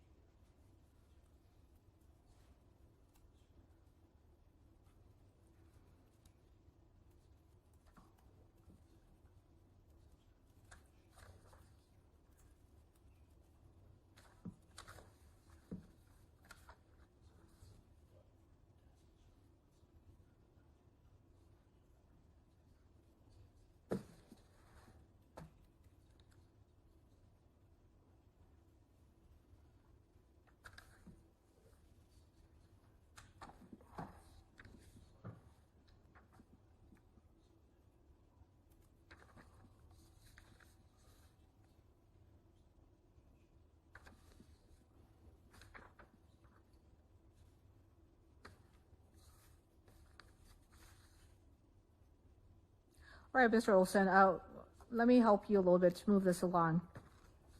You're asking for a mistrial on a violation of your due process, but specifically unfair treatment, discovery violations, and the fact that at one point in this trial you were attired in jailhouse clothes rather than civilian or street clothes, which involves also your the medical emergency that you created, in which the deputies had to take you down to see a nurse as quickly as possible, whereby in doing so, at least one, if not several jurors saw you in your jailhouse clothes. Did I get that correct? Yes, Your Honor. Okay. Anything else you want to elaborate given that summary? So I know that you're asking for a mistrial and you provided those bases, and I've summarized those bases. Well, that's just part of it, right? Okay, That's so what part. else am I missing? So just, I'm almost done. Can I just gather all of them so I can go through it? I'm going to give you a few more minutes, but you were so adamant on this motion being heard by the court. And now that you've been given an opportunity, and by the way, this was from yesterday, you were so adamant that you be heard on your motions. And I told you more than once that you are to prepare your motion. And this is one of the main reasons why I had you put it in writing. Because if you didn't do that, your thoughts will be all over the place and you'll be talking for hours on the record. And yet, now that you have the opportunity, you're still not prepared to move on your motions. I am prepared. I had to have it copied. So when I gave you my original, the copies that I was given are all completely out of order. So I'm just trying to get one of the copies together so I can go through it. I just got it from the law library officer copied this morning. Okay. So I had. We're going to go off the record. I'm going to give you 5 minutes to collect your thoughts and put your motion in a fashion or order that you understand. When we come back on, I'm going to give you an opportunity to make your motion and the state to respond. I'll make a finding of rulings and then we'll go from there. But we just say one are losing thing? a lot of time here. Yes? If it's any assistance to Mr. Olson, I have the full 103-page document on my easier screen. this He's way. welcome to scroll through it. I do need to step out for 5 minutes, though. All right, thank you for noting that. Okay, so Mr. Olson, not only do you have the paper copy, but you also have the electronic copy accessible to you. We're off the record. Faster. 5 minutes.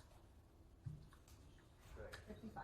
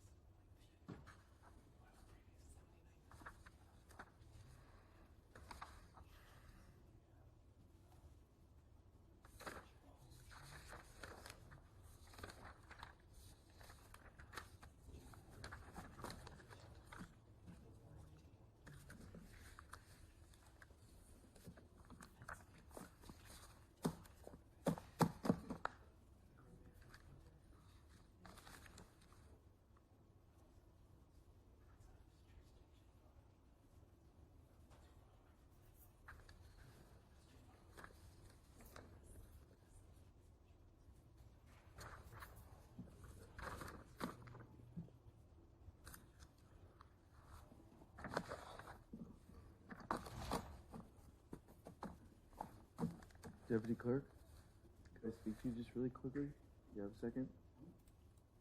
Talk to you from there, from here. So those picks for the motion, I know it's not your responsibility, but so I was hoping someone could contact the jail and it could just be emailed from the jail. Attorney Wazalewski offered his email so that it could be easily put into my motion so that it's there. Is it ask her? Okay, because it's hard for me to get them from the jail. Okay.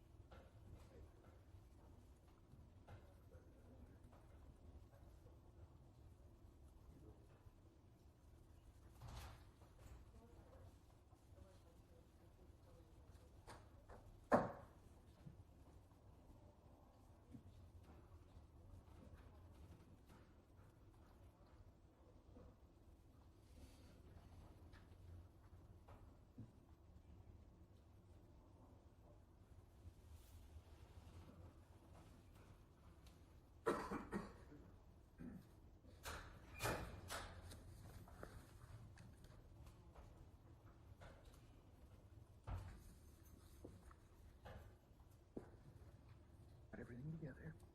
Yeah, I did. Man, she had it.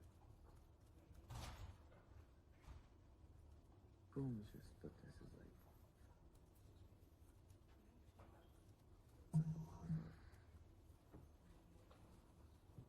Okay, so real quick, what did she say?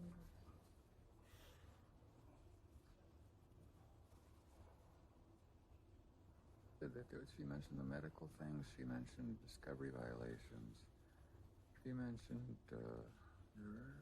I think she might have mentioned jurors observing you in not Wasn't jail just clothing. observing clothing, and they brought me out there before that. Okay. Well, you asked what she said. No, I'm just saying. They, So- they brought me through the hallway before I was given an opportunity to change on Tuesday. Okay. You Well, know, it was cool. my advice to you: what do you think is the strongest grounds for a What do you- mistrial? okay, well, Yeah. I think there's several, but what do you think is number one? I don't think it's the seeing you so close because that was kind of a giveaway.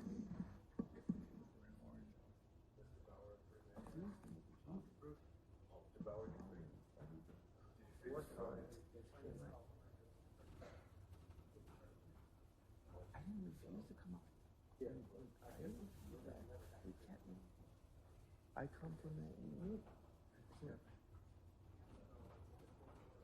Well, yeah, they're lying. Okay. My hands are Ready, Bill?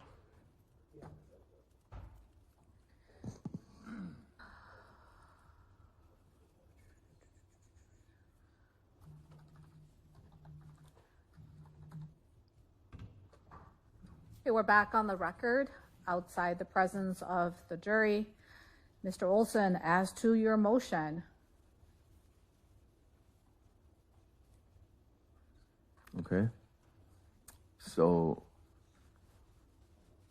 you had brought up the grounds. There's I believe 31 grounds that I've brought up that have arisen before and during trial. I believe that these are egregious constitutional violations that surpass being committed with malice. I have not been allowed to speak, not only during trial, but before, or object, put things on the record. Your deputies were texting about my case in front of me, talking about texting in front of my case during the trial. I think that is automatic mistrial. We don't know who they're talking to. They have, the ability to hear everything going on in trial, and no one is going to question them because they're police officers. So I think that is one of the main things here that is pretty alarming. And the clothes, before I was even allowed a chance to change, I was being paraded through the front, and this was before any medical emergency. And I never refused to change into my suit clothing. I was incoherent from throwing up for 40 minutes, which you could see it was all over my clothes. I could have easily been changed in court staging instead of when the medical emergency happened here in the holding cell. There was 2 medical emergencies. So I was brought through in front of the jurors numerous times, and that was before the medical emergency. I ran into jurors 4 to, let's see, so I don't know their numbers from before, but now where they're seated, juror number 4 in the first row and juror number 2 and 3 in the second row. I don't know their actual juror numbers, and that's who I ran into in the elevator. They were coming into the elevator, and I was in the wheelchair in front of the... Sorry, can you point out where those jurors are seated? So first, wait a minute.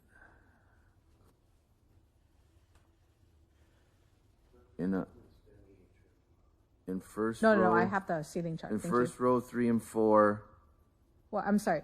In the first row... The seat? The yes, seat numbers? the seat. You're counting the seat So numbers? from there, 1, 2, 3, 4, 5. Okay. Number 3 right here. I believe that is her. Actually, that's her. I think that was That is her her number original. 3, I yes. believe so. And then 4, who was actually Okay, the seat, 7. the She fourth was- seat. Yeah, she's juror number that's juror 7.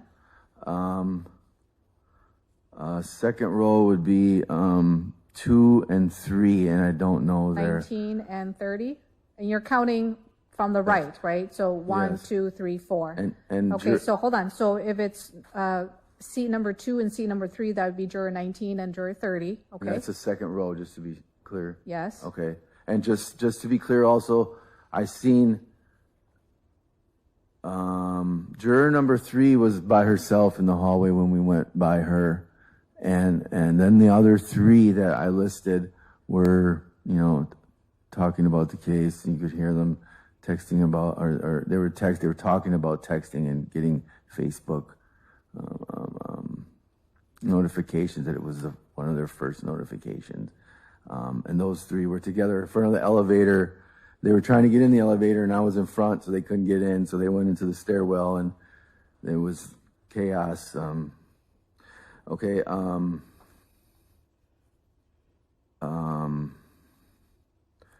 I also have here that I believe a medical emergency. The fire department should have been called from here. Instead, they weren't. No concussion protocol was followed for when I puked for 30 minutes, and that was happening in front of people. There was puke all over me. I had a concussion that caused me to be incoherent in the courtroom, and which is why I never refused to put on my current clothing. I just was kind of incoherent from the constant puking and the dizziness.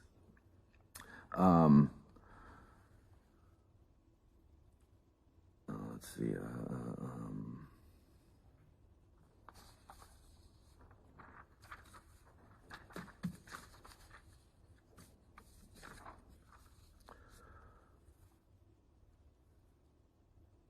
I was never given the medication that was supposed to be given to me 3 times daily for this dizziness, nausea, and vertigo, which was supposed to happen.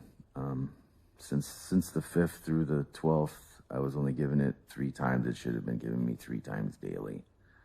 And then because of these incidents, the documented seizure, mild traumatic brain injury, as the doctor stated, and possible trouble with memory, which is stated in the documents here from the doctor, and not being able to think clearly, not being able to focus over possibly the next week, 3 days to a week.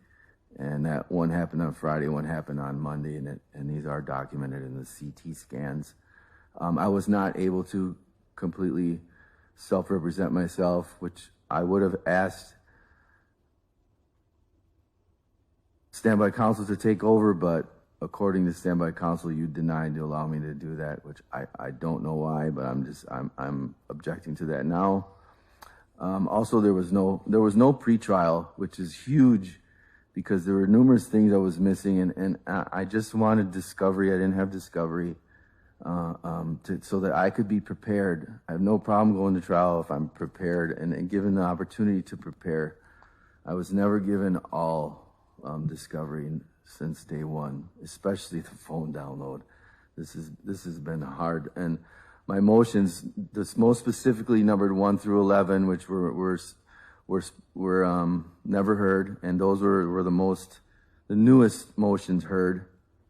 Or not, I'm sorry, the newest motions that I submitted, and those contain motions that I requested 2 motions in demand for discovery and inspection, which I listed what I couldn't access, and that someone had tampered with one of my flash drives, and requested the courts to investigate the jail for the tamperings. There were officers that were handling my discovery that shouldn't have been.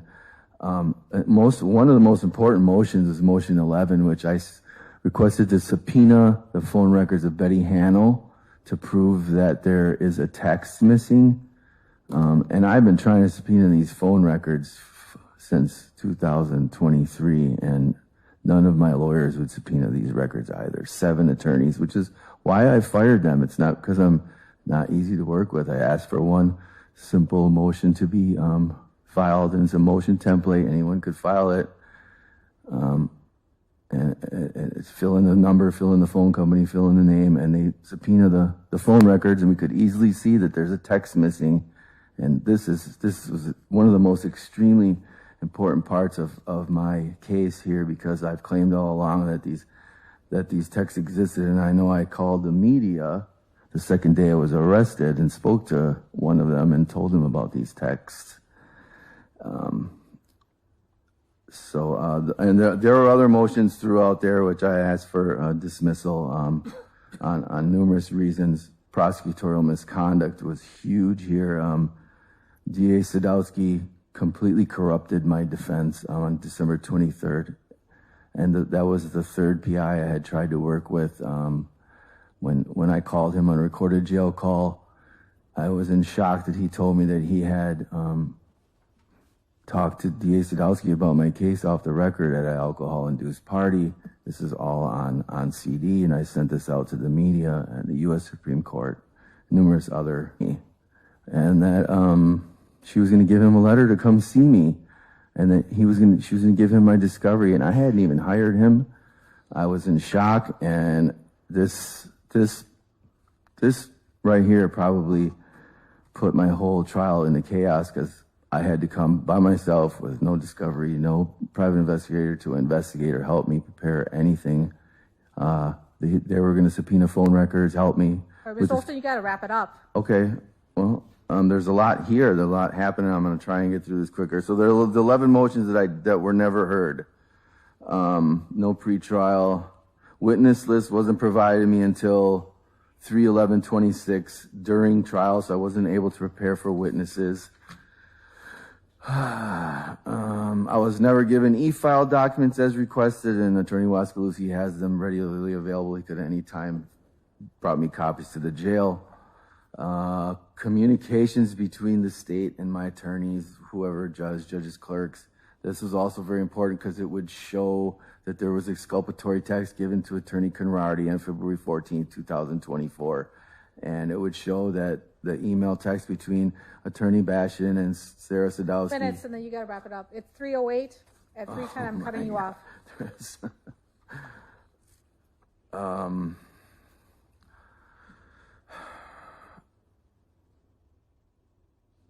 Standby counsel also refused to help me before and during trial, which I don't know why he was made standby counsel. You also corruptly appointed him, which it shouldn't have never been done that way. That the public defender's office should have been in charge of appointing my attorney. This is the second time this happened to me. Judge Childs did the same thing through Thomas Reed, giving him instructions to appoint Kerry Cleghorn. Judge, let's see, and I'm not sure why the trial wasn't postponed due to my concussion and lack of discovery and everything else. Let's see. And then, so most recently, there's been more jurors going in and out through the hallways.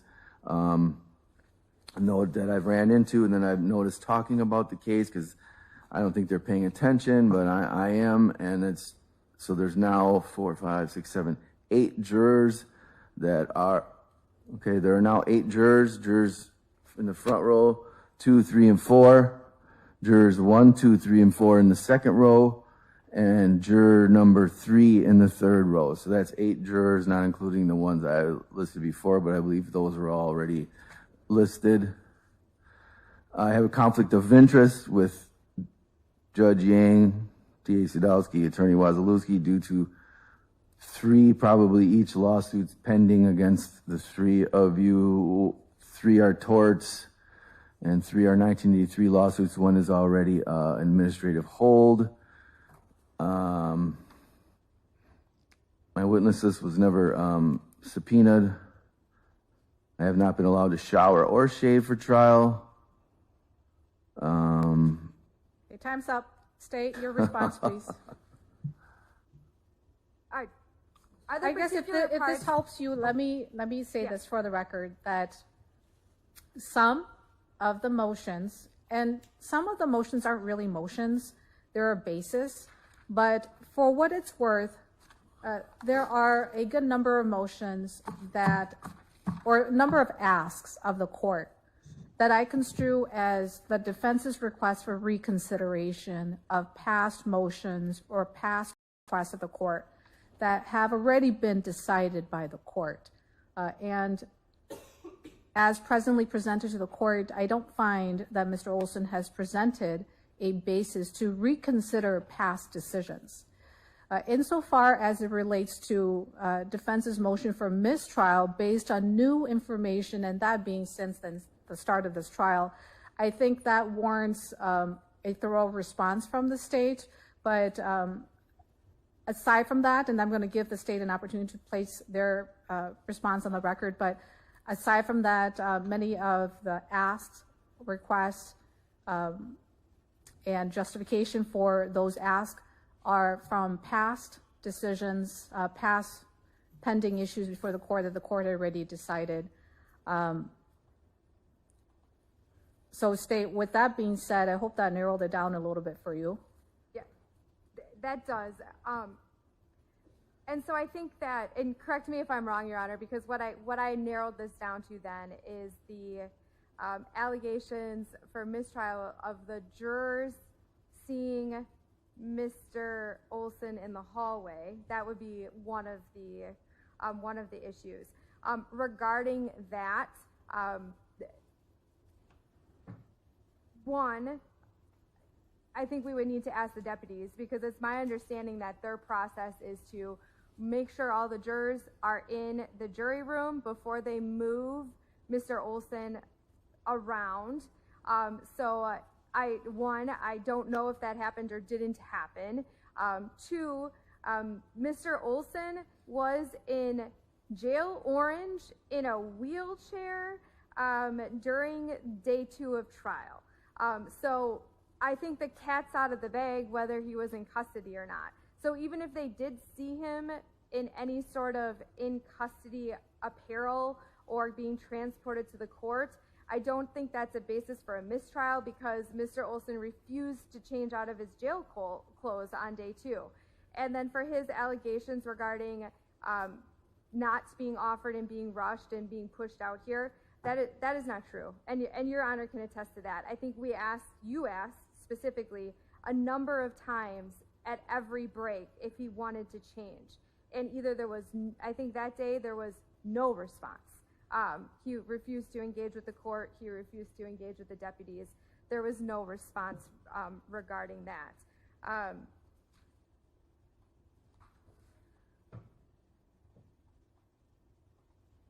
It is up to jail protocol to decide what sort of medical assistance Mr. Olson needs. So again, the state is at a point that is not a mistrial. Regarding individuals communicating about the case, it's being live streamed. Everyone is communicating about this case. There is no, everything, even some off-the-record conversations have been picked up by the hot mics, so to speak, that my colleagues have told me about. So I don't think that would be a basis to mistrial because I have no idea why. Additionally, there's no case law saying like why this would be a mistrial. So then I circle back again to the only actual issue would potentially be the jurors. However, Mr. Olson also claims that he has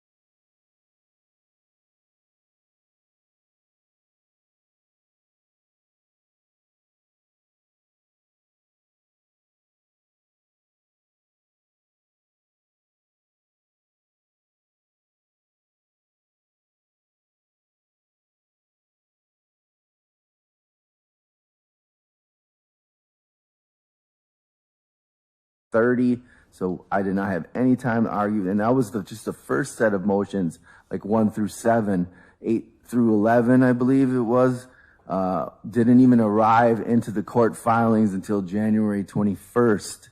So there's this, what she's talking about is just pure lies. And the rest of the if I'm to address the new things as far as per trial, I was not given any time to prepare for trial with discovery. Even after trial started, I was even limited even more by being put in the hole. Even though I'm still GP, I have my property, which is rare, in the hole. I don't have anything to prepare for any trial. I've never had anything to prepare for a trial. I've never been able to research anything, and because I can't research discovery that I don't have. This could have easily been solved with just giving me things. It's, last word, you've got 2 minutes. It's 3:18. At 3:20, I'm going to cut you off. Okay, so as I said, all of this could have been easily solved years ago with just giving me all the discovery. Even could have been given to me in paper. All of the discovery, the phone download, and the e-files. It's pretty simple. He's got it. My file from the public defender's office, which has things. I've asked for this. The communications, I have a right to the communications between the state. She just doesn't want to give them to me because it clearly proves really, really evil prosecutorial misconduct that she does not want me to see, and that's why they haven't been turned over. I have a constitutional right to see the e-files for sure, which is why I went pro se against my own. I did not want to go pro se. Attorney Wazalewski refused to help me. He didn't want to go to trial. He didn't want to do anything. He just, I don't know how I could have solved this whole issue here, but this could have been solved by the state, the court, whomever. Give me everything I need. 1 minute. Also, from what I was told from hospital staff, which was very odd to me, and this is all linked here. I have the injuries are not. These are diagnosed from the doctor's pictures. I mean, there were serious injuries. So I'm in the second one. The lump on my head was like this, and it spread out through my face and went down through my eyes. I was found in my clothing. They had to cut the clothing off at the hospital because I had defecated on myself and urinated on myself from a seizure, and that's how it hit my forehead. I'm assuming on a table in the room. I don't know because I don't remember. But I was also told by hospital staff that, Your Honor, and maybe a deputy also contacted the hospital in an attempt to rush me back so that I could go through trial. And this was happening numerous times throughout the day, that the deputies were called out to speak to doctors and nurses about my medical conditions and when I was going to be back in court for trial. And I promised. You're done, Mr. Olson. Actually, I gave you 1 extra minute. It's 3:21. Okay. Insofar as it relates to your motion for mistrial on the various grounds that you have placed on the record, starting first with final pretrial. Pursuant to Wisconsin Statute 802, the court has the authority to manage its calendar. Final pretrial is permissive, and that is a time or a milestone in the process by which the court would be apprised of what the issues are going to be at trial, and to ensure that the parties can present stated this way, that the court can, in an expeditious and orderly manner, ensure that the trial proceeds. That's the purpose, the general purpose of a final pretrial. And again, I'm reminding you that final pretrial is permissive. I have the authority, inherent authority, to manage my calendar and to move things along. But even so, as the state pointed out, pursuant to the court's scheduling order, a final pretrial was scheduled, and that scheduling order, document 108, shows that a final pretrial was scheduled for January 9, 2026 at 9 a.m., which was not held on that day because the court granted the state's request to adjourn that final pretrial. Then that final pretrial was rescheduled to January 14th. A bulk of that time on January 14th, if not the majority, if not the entire time, was taken up by you, Mr. Olson, because you had motions that you were putting before the court. Oh. And so that's not grounds for a mistrial. Now, as to the deputies, talking about the case and texting, as I gave you by way of example, that there are things about their protocol that I don't know, and I can't expect you to know either, including how they communicate. My understanding from now having talked to the deputies about protocol, not specifically about your allegations, but just to understand protocol, that it is part of their protocol to use their electronic devices to communicate. With respect to your jail close, as you may recall, voir dire did not start until Tuesday. Monday morning, I, along with Mr. Clerk, made phone calls or sent out emails to find you clothes, civilian street clothes, should you decide to change into it. When that was secured for you, and that was provided by the State Public Defender's Office, ultimately, later on, you ended up with 2 sets of clothes, which were and still remain at your disposal. But because of your medical emergency, the deputies, of course, then had to take you to the hospital, but that's later on. So going back to Monday, we couldn't start the trial because of your head injury. And while that was all happening, I, along with Mr. Clerk, did try to make arrangements to have street clothes secured for you, and we were able to do that. The SPD was very helpful in making sure that that was available to you. Now, when we started your trial and you then engaged in your antics and had your medical emergency, because it wasn't known, it was hard for any of us to determine, one, because we're not medical professionals, but to determine if you were actually if that was a genuine medical emergency or if you were faking it. We really didn't know. Nonetheless, it didn't matter because the deputies took it seriously and they took you back to jail to be met with a nurse to ensure that your medical condition was dealt with. During a medical emergency, they had to whisk you out of here in your wheelchair. They did the best they could. And in that, during the course of that action, if jurors saw you, that was during an emergency. Your health and your condition was the most important thing, and they did the right thing by addressing that first. You put us in that position, and your safety and your medical condition was all of ours, mine and the deputies' utmost concern. With respect to running into jurors, and that being jurors 3, 7, 19, and 30, with respect to Facebook notifications, you make allegations relative to Facebook notifications. I really don't know.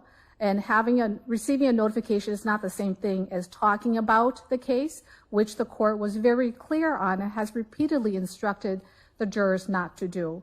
They're all deemed to have been and continue to be complying with the court's order. Aside from your allegations that perhaps some of them have received Facebook or social media notifications, is not the same thing as you providing evidence that, in fact, they've been going against the court order of discussing your case. Doing both. And so, and then the other thing, relative to the jailhouse close, repeatedly you've been given the opportunity to change out of your jailhouse clothes and into the street clothes that were provided to you. Every day I inquire with the deputies if an opportunity has been given for you to change into your clothes, except for today. I thought that they would have done that before they brought you in, but then you needed that time to change back there, which is fine. But other than that, I always inquire with the deputies if you've had an opportunity to change into your clothes. And you remain able to do so, and you have done so since, I believe, Wednesday. So considering the arguments of the parties, considering the evidence before the court with respect to your motion for mistrial on those various grounds and bases, it's denied by the court, and thus your motion has been decided. Court's made a decision, we're going to move on. Okay, it's can I now object? 3:27. No, I've made a decision, we're going to move on. I just want to object for the record. Let's check in with the jury and see if, oh, I'm sorry, before we check in with the jury, I still have to ask you, with respect to your decision to testify or not testify. Mr. Olson? Huh? Excuse me? Yes, Your Honor. You do want to testify? Yes. Okay. So have you had enough time to think that through? No, I haven't had any time to prepare for that. I thought I was going to have time. No. Have you had enough time to think about whether you want to testify or not testify? Yes. Okay. I went over that with Attorney Wazlewski, yes. And, okay, so you did go over that with standby counsel. Yes. You understand standby counsel does not represent you. He's not counseling you, although he may provide information for your consideration, such as why the court would want to do a colloquy with you as to your right to remain silent. Yeah, well, It's a yes or no. yeah, Did you I'm not have sure that why he time? wasn't removed and another standby Mr. Olson, counsel appointed. I'm going to redirect you because you are on your last straw here, and it's now 3:29 p.m. on a Friday, and we are expected to have a snowstorm Sunday, or maybe even Saturday. My question to you is, have you had enough time to think this through? Yes, Your Honor. And your decision is to testify, is that correct? Yes, Your Honor. You understand as best as you can the pros and cons of testifying and not testifying? Yes. Okay. Did anyone make any threats or promises? Actually, you know what? I'm sorry. I didn't swear you in. I have to swear you in and then ask you these questions. Let's have Mr. Olson sworn in. Please raise your right hand to the best of your ability. Mr. Olson? I'm sorry, I didn't hear you. Okay. Swear to tell the truth, the whole truth, and nothing but the truth, so help you God. Yes. Okay, Mr. Olson, have you had enough time to think about your decision to testify or not testify? Yes. Okay. And as I stated before, Attorney Wazlewski does not represent you and would not be counseling you on your decision, but he is available and accessible to you for purposes of information. You understand that? Yes. Okay. And did you have time to then also talk to Attorney Wazlewski relative to information? I mean, I would have preferred a lot Yes more or no? time. Yeah, sort of, yes, I guess. Okay. And what is your decision? Do you understand the pros and cons of testifying versus not testifying? Yes. Okay. And you understand that if you chose not to testify, your silence cannot be used against you. Yes. And what is your decision? And I will testify on Okay. And that's it. Your decision is to testify. And you understand that there are rules relative to your testimony that you must follow. And I laid out those rules before. You understand that you have to follow those rules. Yes, Your Honor. Okay. And if you don't follow those rules, I will stop your testimony. Do you understand that? Sure. Okay. And do you also understand that while you're testifying in the narrative form, if the state has an objection, you are to stop talking to allow me to rule on that objection before you proceed with your testimony. You understand that? Yes. Okay. Did anyone make any threats or promises to get you to make that decision? No. Okay. All right. Well, then the court will find that Mr. Olson has knowingly, intelligently, and willingly made a decision to testify, understanding the pros and cons of doing so. Let's, Your Honor? Oh, yes, Mr. Olson. so before I was going to answer yes or no, I wanted to make sure that I was going to have time to prepare because this is going to be a narrative part on my part. So I did ask you earlier if that I could have some time to prepare for that. That's why I wanted to ask you before I said yes or no, whether or not I was going to have that time to prepare for the. Okay. It's now 3:32, and I think it is important that you be given some time to do that, acknowledging that a lot of this delay is caused by you, okay? But nonetheless, it's still important for you to have that time to collect your thoughts, especially because the court is allowing you to testify in the narrative form. It is 3:32 now, and with the impending storm, there's worst case scenario, there may be a possibility that the courthouse closes on Monday. I really don't want to do this, but I might have to, and I want to, with enough advance notice to the jury, let them know that, one, we might go beyond 5. I can't imagine us going any later than 6:30 at most, latest. And I absolutely do not want to rush the jury at all. If we need to, that we come back tomorrow, Saturday. And so it's already 3:30. I'm going to give you that time you're asking for. I'm going to cap that time because I think the record is clear that you've had plenty of time, Mr. Olson, to devote towards the organization and the content of your defense, including your testimony. But you haven't made the most use of that time that you've had leading up to this point. And so while I am going to give you some time, I'm not going to give you unlimited time. Okay, I'm going to set a timer for you. And I think it's realistic for me to just simply advise the jury that we'll go beyond 5 o'clock, but no later than 6:30.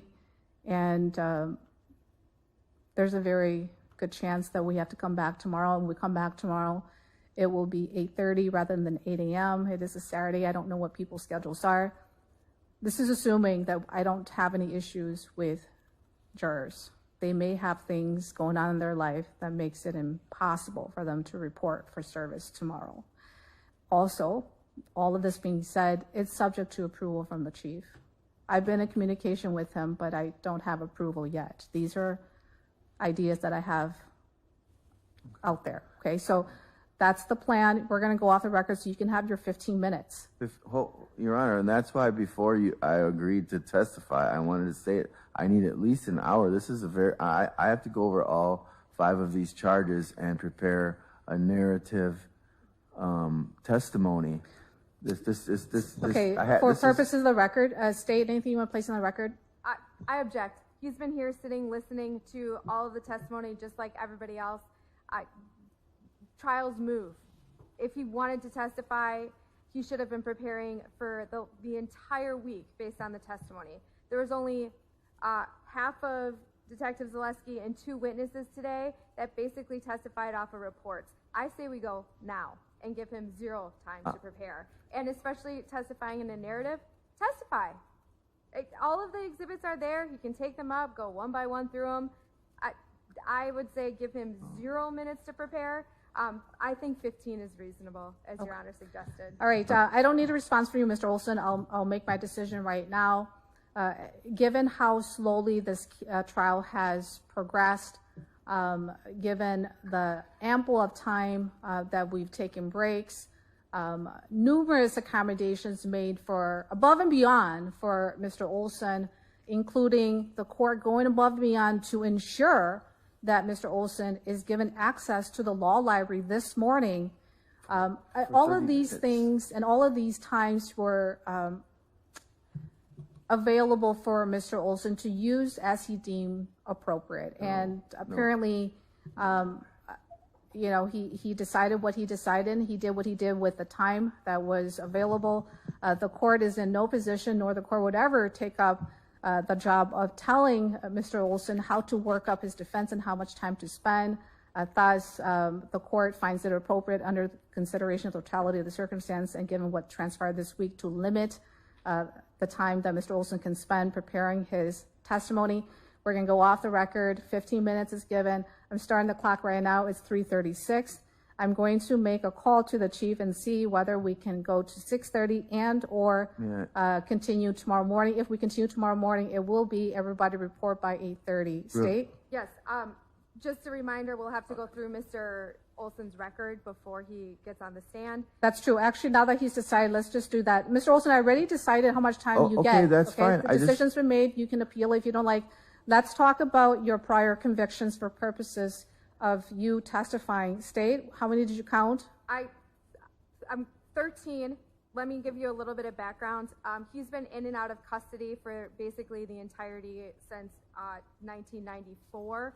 So while several of them are dated, it's generally because this is a continuing act of conduct, and a lot of them are due to credibility crimes, which I think is also important to consider. I'll go through the Wisconsin cases first.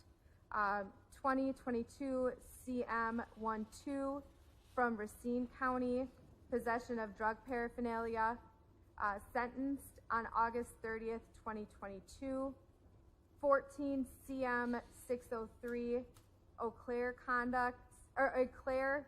County, disorderly conduct. Objection, Your Honor. That is Mr. not Olson. me. That's not my. Okay, Oh. that's a third violation. We're going to have you removed. Turn on the Zoom in the back. Okay. Let's go off the record and have Mr. Olson removed. This changes things a little bit.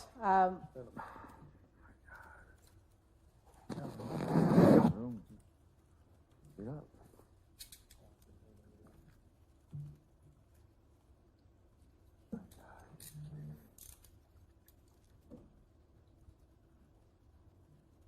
No, I was just trying to alert the court. Mr. Olson, we're off the record. Don't talk. How am I supposed to let her know it's not my case? Mr. Olson. Just talking to my attorney. Let her know it's not my case without objecting.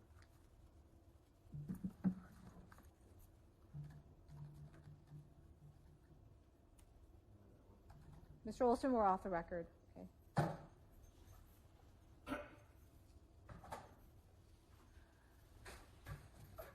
Everybody else plan for 15 minutes.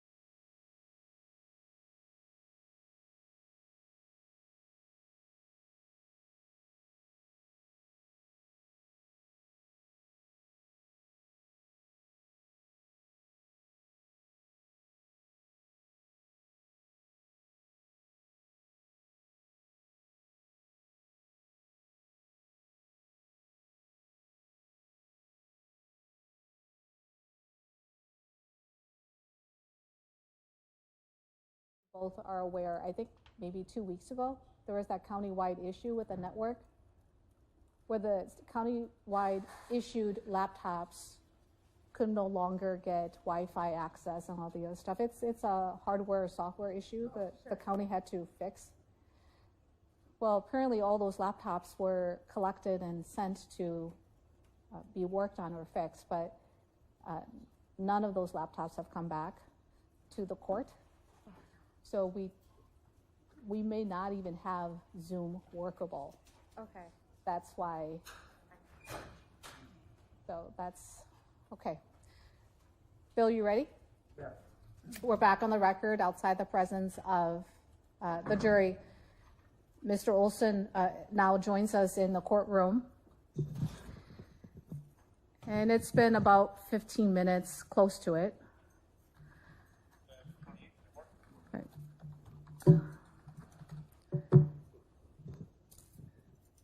Mr. Olson,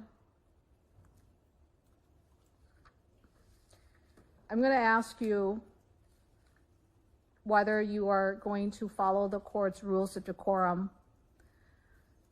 And if you promise that you will and you can, then I will allow you to remain in the courtroom and we will proceed with the trial.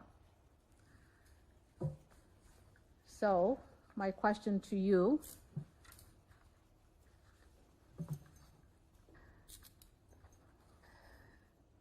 is, can you and will you follow the court's rules of decorum? I didn't realize I broke them, Your Honor. And you did, and I am telling you that you did. So my question to you is, can you and will you follow the court's rules of decorum? I mean, as I said, I didn't realize I broke them. I'm objecting to. It's a yes or no answer. I mean, I'm doing the best that I can under the circumstances. So. If I don't hear a yes, then I will have you removed. But if you're willing to follow the court's rules, and you can and you will follow it, then we can proceed. Can you and will you follow the court's rules of decorum? I guess I'm at your, you know, I can't argue anything with you. It's you're the boss. Yes, ma'am. Okay. Having heard you indicate yes, you will and you can follow the court's rules of decorum, we will proceed.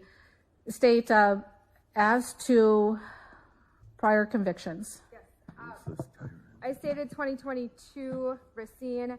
I was talking about a 2013 case and had Mr. Olson waited to the end to respond like he should have. I would have been drawn to my attention that that was a different birth date for Timothy L. Olson, so that one I can take off the record. Is that the 14 CM 603 Eau Claire? Yes. Okay. So that one, then the next one is 2006 CF 5944, operating a motor vehicle without owner's consent. Sentencing date, January 9th, 2009. That was 4 years in prison. 2005 CM 913 from Dane County, resisting and obstructing possession of drug paraphernalia. 2005, April 13th of 2005, Dane County, possession of cocaine, second or subsequent, sentenced on April 13th, again, 2005. What's the case number? 05 CF 273. 2002, Milwaukee. That was a theft conviction, 02 CF 5331. I don't have a sentencing date on that one. Milwaukee cases, as you know, were converted, so some of the older ones are difficult to find on CCAP. 1997 CF 608, Kenosha County case for escape. Sentencing date, October 9th, 1997. He was sentenced to 5 years of probation. 1997 CF 474, another Kenosha case, September 17th, 1997, sentenced to 3 years of prison. That was a theft, false representation conviction. 1997 CF 975195 in Milwaukee. That was a forgery case. That was a converted case, so it's unknown what the sentencing date was. 1994 CF 267 in Kenosha, a forgery uttering. September 4th, 1997 was that sentencing date. And then the rest is his Illinois record. 1999 CF 3052, a theft, which was a felony 3 conviction. July 6, 2000, he was sentenced to 3 years of imprisonment. 2006 CF 4803, burglary, a felony 2 conviction. January 24th, 2007, sentenced to 5 years of imprisonment. 2012 CF 336, larceny, a felony 3 conviction. October 4th, 2012, 2 years of imprisonment.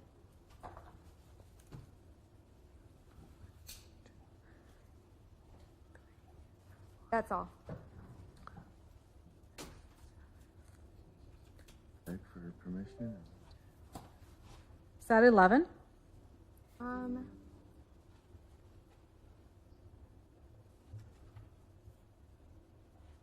I count 12. Your Honor, I'm may I- sorry, that's correct. The 22 CM 12, Racine. Yes. Okay, yes, that would make it 12. All right, now, Mr. Olson, as to your response on these convictions? Well, so as far as the most recent that was listed in Milwaukee, which is 2006, for the record, that case was brought back into court, and the judge, I had an agreement with the court because the charge was operating without owner's consent, but I agreed with the court not to pursue misconduct in that case because I had permission to use the vehicle, and the alleged victim actually did say that I had permission. So because I should have never even been charged to begin with, and there was some other issues with the district attorney. There was a district attorney that actually was fired because of me. That was on my representation, K. Richard Wells. He was fired from the DA's office specifically because something he did in my case. And then he became my defense attorney, and I didn't know that had all transpired. So having said that I was not guilty of a crime, and the misconduct from the district attorney that was defending me, the case was changed from 5 years consecutive back down to 3 months, and I was released immediately when the judge seen that case. And I thought the case was what is that called, sealed? I thought it was sealed after that, but So there was a conviction. there was a for which you were conviction, but sentenced. Okay. it was changed from 5 years consecutive to 3 months on the grounds that I wouldn't pursue misconduct and sue. Okay, well, what about the other ones, the other cases? So I guess I would object to all of them necessarily being relevant.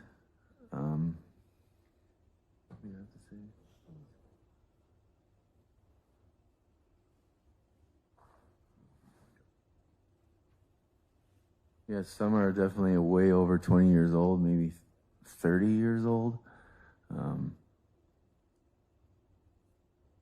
There's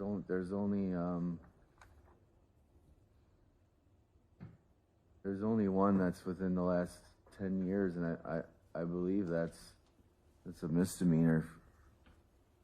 I don't even know if that listed misdemeanor. State, if the cutoff was 10, give me the cases. So anything older than 10 years, don't give me those cases, but just cases within the last 10 years. And let's just be clear, within the last 10 years of 2022. It would be the larceny. What's the case number on that one? That's the Illinois case.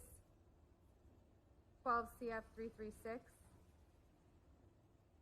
and the 22 CM 12 from Racine. For possession.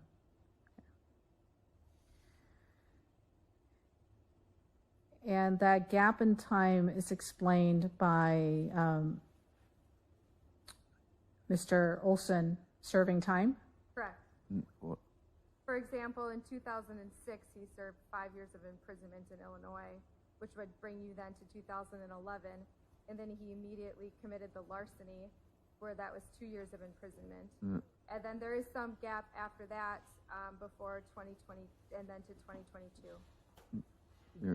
Your Honor, may I Okay. comment? Yes, Mr. Olson. So no, I was sentenced to 5 years, but in Illinois that doesn't. You're actually eligible. That gets cut in half immediately, and then you get 6 months more good time. So it's 2 years, and then I earned another 6 months of good time. I actually only served a little bit over a year, and then I was brought back here to face that ridiculous theft of a vehicle charge, and so I was only from. And I think I was released, I don't know, 2000. So I did a little over a year in Illinois, and then I sat here for a year. And so it was not very long. I'm ready to make my decision. There are various factors for the court to consider in balancing consideration of all of this information as to ultimately what number of convictions may be used for attacking the character for truthfulness.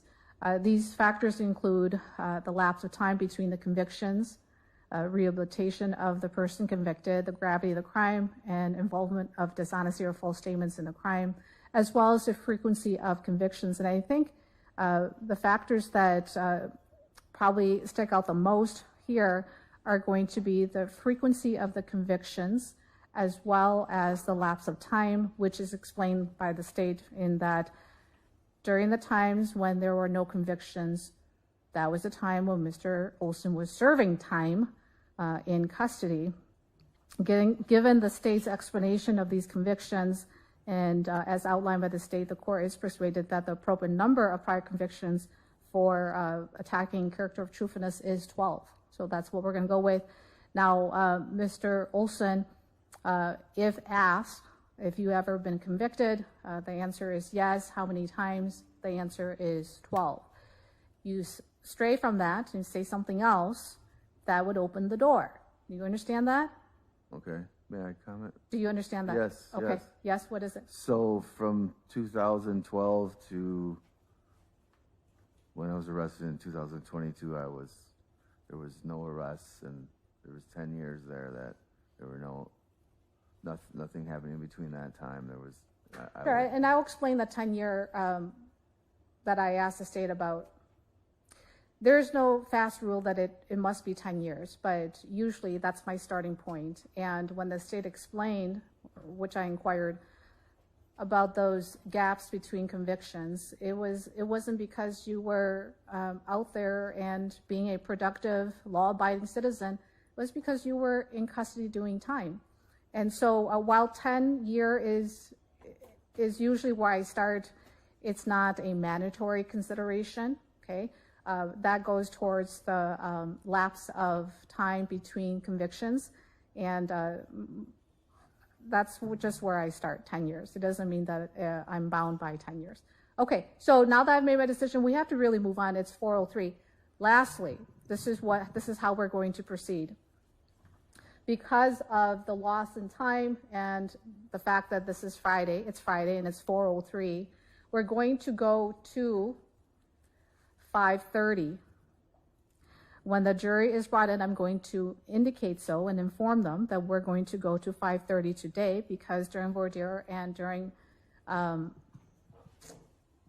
before I did my preliminary instructions, I believe I also instructed them that the courthouse operation hours. So they're operating on the belief that the court must be closed at 5. I will tell them that we're going to go to 5:30.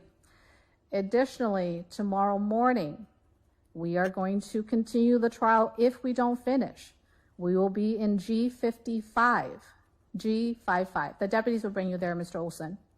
And my order will be that everyone report by 8:30. It is Saturday, although I would like everyone to be there at 8 o'clock. I think it's probably not going to be well received by the jurors. So I will reluctantly order that they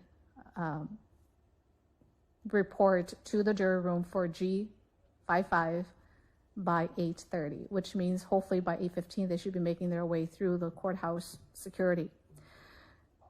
I will bring the jury in and inform them about the 5:30. I will also inform them about tomorrow. That may have an impact on jurors who are available or not available.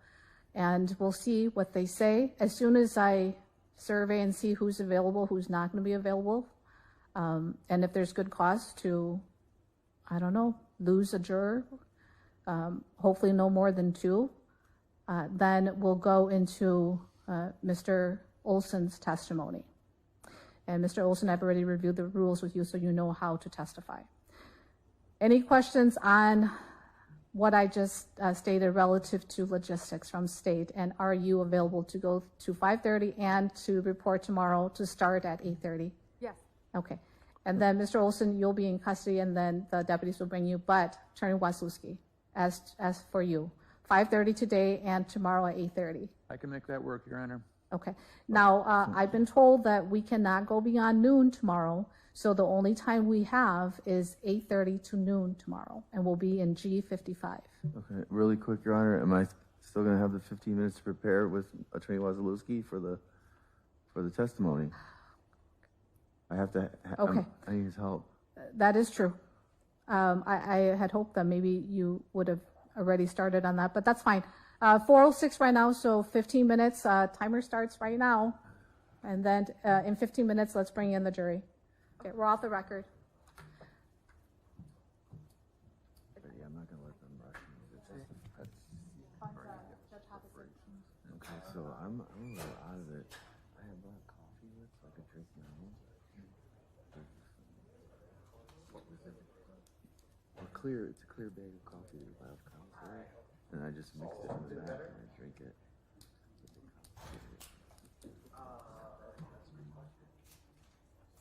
Well, no, I have food back there. I'm just saying coffee is kind of best thing. St. Mary, he's a tech. Okay, so what? Man, listen, I am not. It's gonna be hard to do this. I'm telling you. I haven't had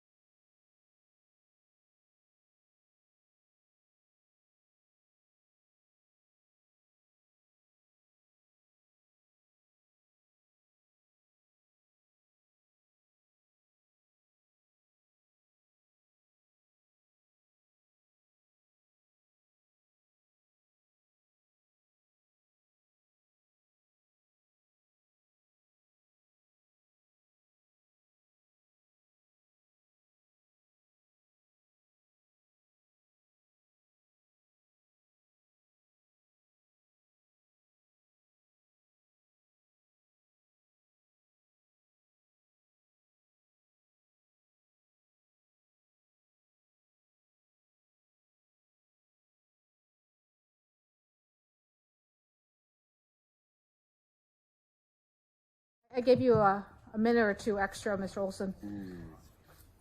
Okay, we are back on the record outside the presence of the jury. Mr. Olson, there is one thing that one other warning I do want to give you that I didn't give you before, which is that during the course of your testimony,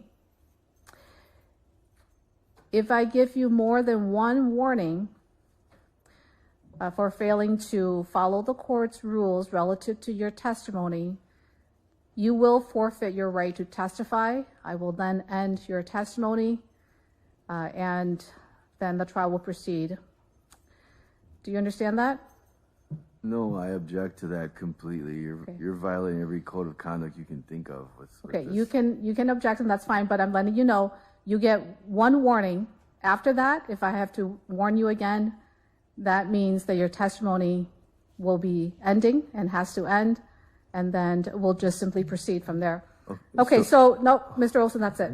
So what we're going to do next is also relative to logistics. You're going to testify from defense table. It's just going to be easier for you to testify there than to move you to the witness stand.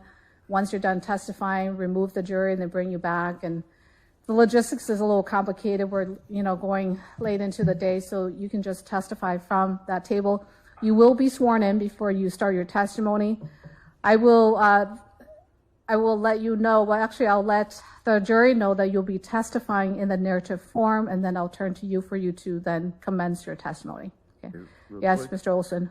So I need to know exactly what you're saying I can't say or do during this course, or you're gonna take away my right to testify.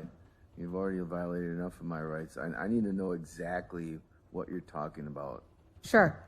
As I stated, and I've gone over with you before, you are to keep your testimony relevant. That means you cannot talk about the many grievances you have against the court, whether it's me or another judge. You cannot talk about your grievances against the attorneys, whether it's the state or prior defense counsel or current standby counsel. Those things are not relevant. You are to keep your testimony relevant to the allegations made against you relative to any time period. Okay, so we're not talking about when you were born. We're talking about the relevant time period as well. And so those are the rules. Also, part of the rule is that if there is an objection, whether you object or whether it's a state, you must stop talking and then allow the court to rule before you continue your testimony. If I remember, and I'll try to remember, I will tell you that you can continue your testimony, okay? And that should be the cue for you then to continue. And again, if I have to give you more than one warning, you will forfeit your right to testify and we'll end your testimony there. Any questions on those rules? Well, I object to think that's really fair, that one warning and you're going to remove my entire right to testify. I'm going to do my best to keep on track. I don't think I would need to speak about anything. Well, and that's all you can do is do your best. That's all you can do is do your best. But what's important is that you have notice of these rules and that you can follow these rules. Well, I would. That's all. We're done with the record. We're going to bring in the jury now. Yes, Attorney Wasilewski? I have two things. First of all, you instructed Mr. Olson to stick to the time frame of the alleged offenses. One thing we discussed is the possibility of discussing before the offenses in connection with to what extent he may or may not have known Ms. Hannell. And so I think but that still ties in with the allegation. So when I say the relevant time period, if those alleged acts or knowledge related to whatever may have occurred before the alleged dates of incident is relevant, then fine. It's first and foremost relevant, right? And then secondly, it's not a blanket instruction order from the court that he cannot testify about anything other than the dates of incidents. If there are other things that are relevant that don't fall on those specific dates of incident, fine. I think the guiding post here is whether it's relevant or not. Okay, second question. If I'm to be seated right next to Mr. Olson while he's testifying, I think we both should know whether the court is allowing or prohibiting us to talk in the course of that testimony, because normally when you're in a witness stand, that simply isn't possible. Okay, I thought that's a really good point, and I thought I was trying to be efficient, but I think perhaps maybe given that to minimize any chance of that happening, just simply put Mr. Olson in the witness stand. Your Honor, I would object to that. This would be much easier here, and I will refrain from asking him any questions. You are right; it would be easier from here. I think that given the way that this testimony is going to be given, the only reason I would ask him a question is if it is to be mindful of going outside of your conduct you expect. So that's the only reason I would turn to him, to make sure that that wouldn't upset the court. And I think that's a good thing to be here, and to make sure that I would ask him to stay inside that relevant area and without violating any. Attorney Wasilewski, anything else? I have nothing else. Okay, and then State? Your Honor, that was my concern too, was the proximity.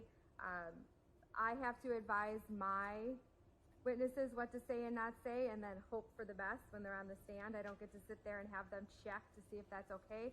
And two, the credibility instruction itself allows for the jury to see the face of the defendant.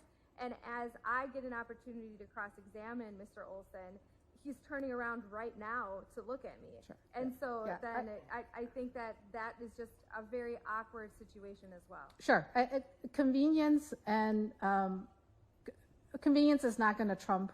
I think you're right, as well as you're right to cross-examine, okay, effectively, and also to ensure that there is no blurring of the lines between Mr. Olson representing himself and standby counsel, and also, as Mr. Olson pointed out, so that he can follow the rules. And I certainly don't want to put him in a situation whereby, contrary to what he believes, he might actually be more prone to violating the rules than not, because he's seated at defense table. So for all those reasons, let's have Deputy Bruce, courts change its mind. Let's have Mr. Olson put in the witness stand now to get ready, and then we'll bring in the jury. Again, when we'll bring in the jury, the first thing I'm going to do is survey the jurors. And so, Mr. Olson, while you may be seated at the witness stand, just wait for my cue that you can testify. Okay, let's go off the record while we get Mr. Olson situated, and then bring in the jury. May I take my notes up there? Well, you are to testify from memory. If you plan on using exhibits, that's different, but you should not be testifying from I notes. can use exhibits during my. Of course. I was not aware of that. Let's have the pile of exhibits ready for Mr. Olson's use.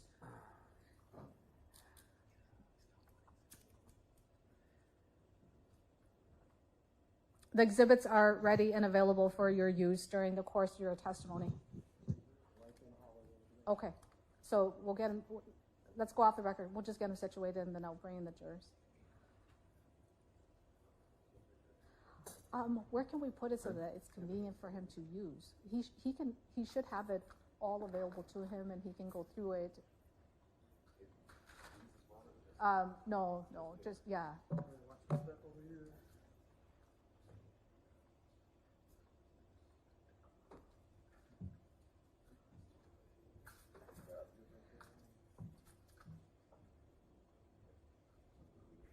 Actually, Your Honor, may I use the restroom really quickly? It's not necessary right now? Yeah, probably. It's been a while. Okay, take him to the restroom. Oh, all right. Sorry. Are you afraid, or could you have to go right now? No, yeah, I have to. Okay. We've been in here all day. I haven't used the bathroom once, so after lunch, at lunch, I think it's better. Just for their safety. For whose safety? I'm not a violent person. I know. Here he goes. He's coming anyway, right here. You gotta, oh, you're gonna go right now? You got me like a freaking. Well, I am human.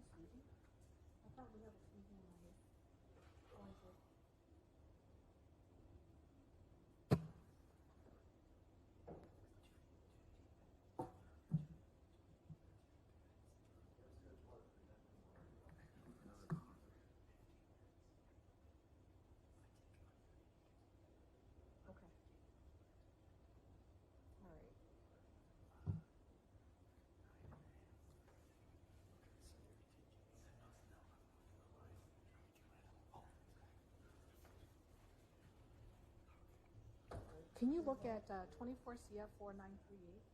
There's no sentencing date. I'll figure it out. I have a seat. Yes, 24 CF 4938. Give me your foot. Give me a Is little that bit. for me or is that for Judge Davila? What if I just go down the pants and No, What's that? 24 CF 4938. stand up? Yeah. Stand up. Get your cuffs off the back.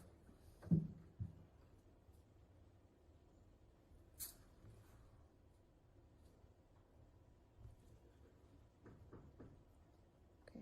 The exhibits are still there? It could be there for him. He can use it. Okay, we're back on the record outside the presence of the jury. Mr. Olson is now situated in the witness box, and we're all set to go. We can bring in the jury.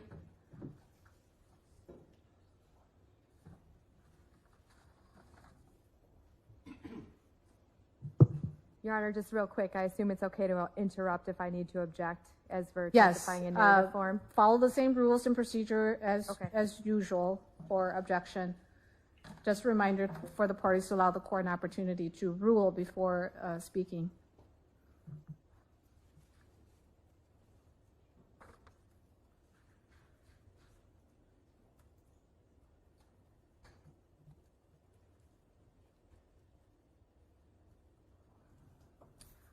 That wasn't for me.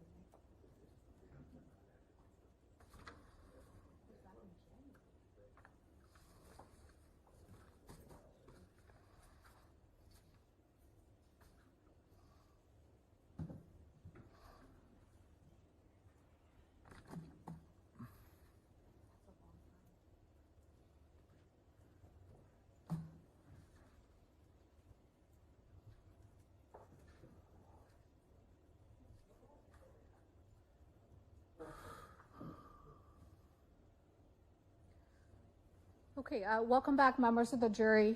Thank you for your patience. I really appreciate it. There are two things I want to inform you.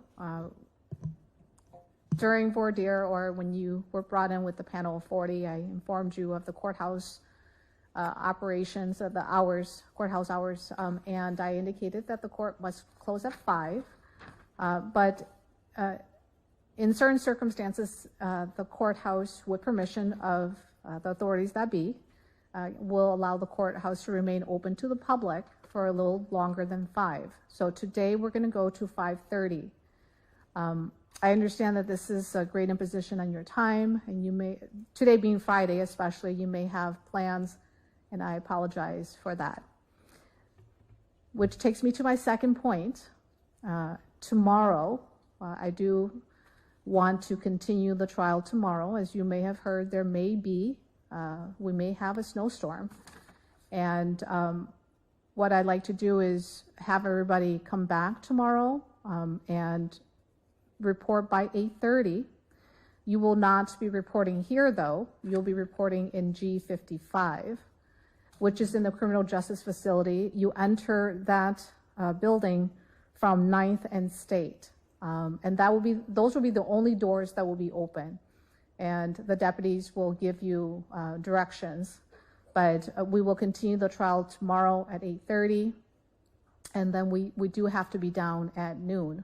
The courthouse cannot continue to be open beyond noon. So with that information, I realize this is, time that you did not and you could not have anticipated, because I informed you that I expect this trial to last through the end of Friday. With respect to continuing the trial tomorrow, is there anyone who is absolutely not going to able to report for service? Okay, I see no hands. Again, I want to thank you for your patience and your understanding and for your commitment to service. And so tomorrow, report to G55, no later than 8:30. You are to enter through the doors, and the only doors that will be open from 9th and State. Again, the deputies will meet with you and give you further instructions. Also, make sure that we have your phone numbers and that you have our number so that if something comes up, we can get a hold of you and you can get a hold of us. As you all may remember, we cannot continue until all 14 of you have reported. So that is important. And all week, you all have done that, reported on time as ordered by the court. So thank you. Okay, now Mr. Olson will testify in the narrative form, and thus that's where we will begin. So Mr. Olson, you'll be sworn in first. If you could raise your right hand. Thank you, sir. Do you solemnly swear to tell the truth, the whole truth, and nothing but the truth, so help you God? I do. Thank you. Just speaking to that mic. Can you just spell your first and last name for me? Spell it. Please. State and spell. Timothy Olson, TimothyOlson.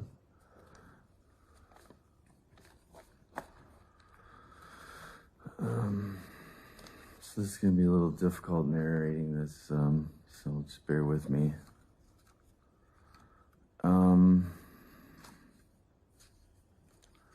So as far as, I'm going to start with Betty Hannell. So it's been quite a while since this case, began. So it's going to be a little harder to recollect everything. So I met Betty maybe within 2 years before 2022, sometime around then. I was doing Uber, and I stopped at a restaurant bar. It might have been on 76th Street, somewhere in the Greenfield. I believe that's Greenfield. Somewhere in that area near Southridge, somewhere out there. And it was, I was having a drink, and Betty was there, and we just spoke friendly. She had frequented this place, she told me, because it was a buy one, get one burger, and she liked to go there. I'm always very friendly and outgoing. She was very nice. We just talked. She told me a lot about herself, you know, that her husband had passed away and that she took care of her brother. I forget where she said that he actually lived. I think he lived in somewhere where they could take care of him. I know she had mentioned that her sister had passed away and that she was actually younger than her. And that, she also mentioned that her sister had embezzled all of her brother's money from an account. And I'm pretty sure it was the brother that she took the money from. It might have been another family member, but I'm pretty sure it was the brother, so excuse me if I'm wrong there. But anyway, I know that Betty had said that she didn't talk to the sister, and that she had already passed away after that it all happened. I know she said she had always told me that her husband passed away sometime before that, and that they always had gone to Casa di Giorgio, and we talked about Rex, and this was even before I went there.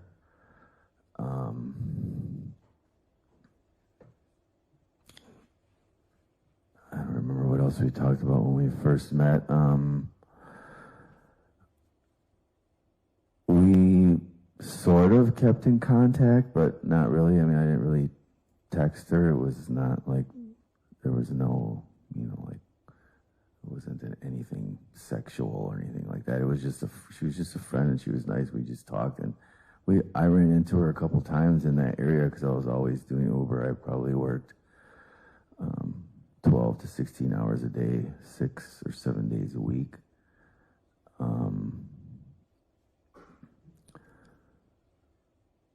And then, so I ran into her here and there. I ran into her maybe, I don't know, within a week of that date in 2022. And we had planned, she told me to meet her there on Wednesday, I believe. And she had to take her brother grocery shopping. And she wanted me to meet her there. And I said, yeah, that sounds good. I had been wanting to go there anyway. I actually had tried to go into this restaurant numerous times before, but they were closed on the times they said they were open for some reason. I don't think they got a lot of business. But, so we had planned on meeting there, and she just said she'd get there as soon as she could. That day, I think they didn't open until the late afternoon. She had also told me she didn't want Rex to know that we knew each other because she felt odd because she went there with her husband a lot. She just didn't want to have to explain anything, I think. And I understood that. It wasn't a big deal. So when I arrived, at Casa di Giorgio, I walked in and I sat down at a table at first because Rex was by himself and I didn't know where he wanted me to sit. I would probably sit at the bar right away, but I didn't want to inconvenience him. So I sat at a table and I had a drink and I was going to order. And before Betty even arrived, I went and sat at the bar. I asked him if it would be all right if I sat at the bar. I wanted to watch some of the sports. And there was actually another gentleman there also. It wasn't just me. And even before Betty arrived, he was sitting, I think, 4 or 5 seats down from me at the bar.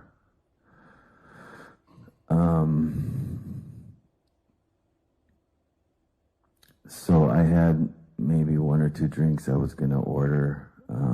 I talked to Rex an awful lot. He's really nice, and we got along quite well. He told me about his business, and I was curious. His kitchen.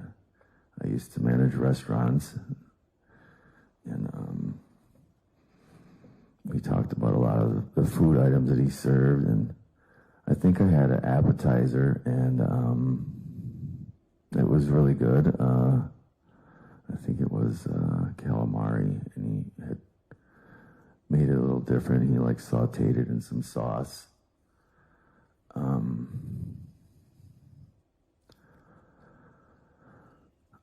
me think.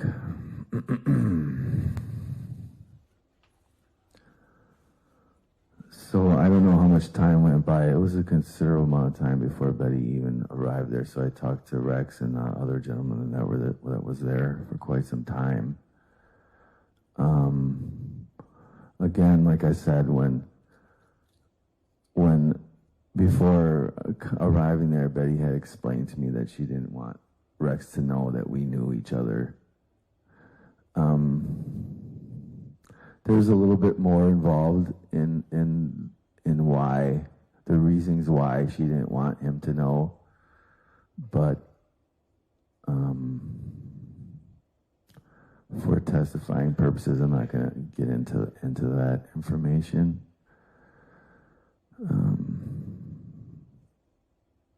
I might reconsider that because this is very important. So,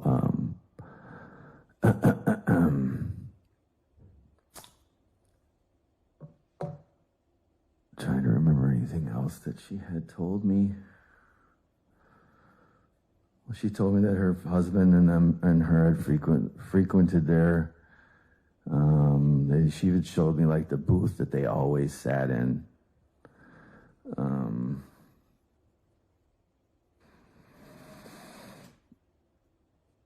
She talked about Rex a lot. So when she did arrive, she sat like one stool over from me. We just started talking right away, and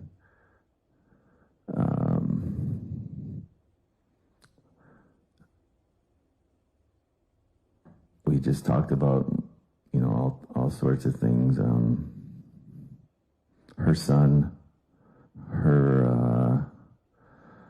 I think it was a laptop that she had just gotten, a new laptop or something. She had her Nook or whatever with her as well. But I know she had talked about getting a new laptop and that she wasn't able to work it properly. Let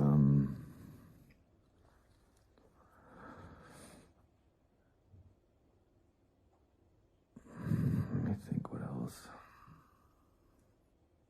I know Rex came over several times and we were all talking together about the menu items, drinks, and I commented he made drinks really well. He was very polite, really kind.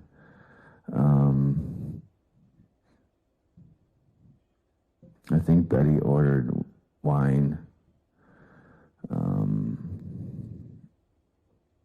I don't remember if she got anything to eat or not. But we talked for quite a while there. It was at least an hour, and I was probably there maybe an hour and a half before she even arrived. So I don't know what time it was at that point. But she was very uncomfortable in a way talking there in front of Rex.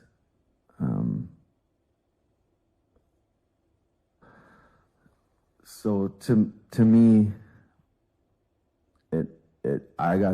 I started to get the feeling that, that she was sort of attracted to me in a way. She had made comments, but she never made any. It never was out more than that. But I guess I got that feeling because she kept making it clear too that she didn't want Rex to know I was there. I knew her. But like I said, there was other reasonings for that. So we decided to leave maybe about an hour after I arrived. And again, she didn't want anybody to know that we had planned to meet there and we were together. But we weren't together like that. Like a date. It wasn't a date. It was just friends meeting. And, you know, I know she didn't really have a lot of people she talked to. She talked to her brother, who she took care of. And that was really it. But at that time, I was also in a situation where I needed to talk to somebody, and she was nice, so she didn't mind. All right, Ms. Olson, you have to keep going. I am. Keep it along. So I'm trying to get everything out. It's not easy. It's 4 years ago. You've testified a lot about the relationship. Okay, now move on.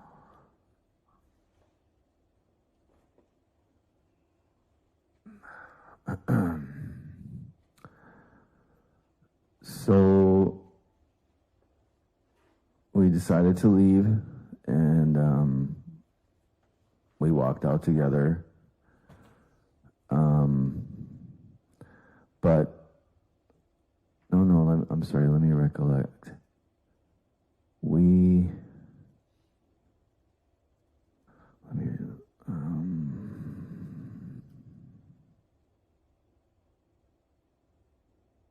Okay, no, I wasn't sure exactly what she wanted to do. We didn't discuss if we were going to stay there. She did want to leave because of Rex and go somewhere else, but I wasn't sure what she wanted to do, where we were going. So we did decide to leave, but I wasn't sure what was going on, where we were going, what was going to happen next.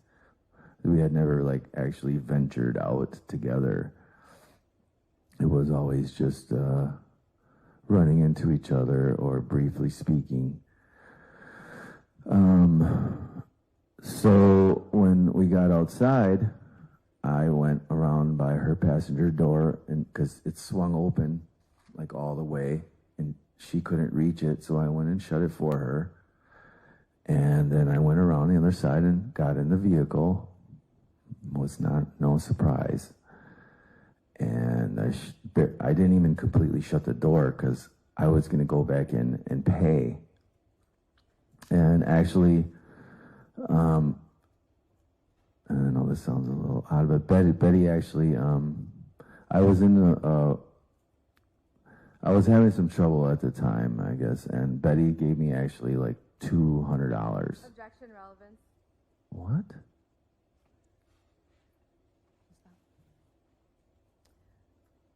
Quick response to that?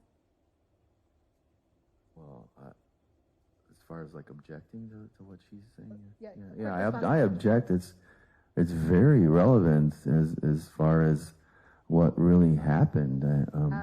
Objection overruled. You may continue. Thank you, Your Honor.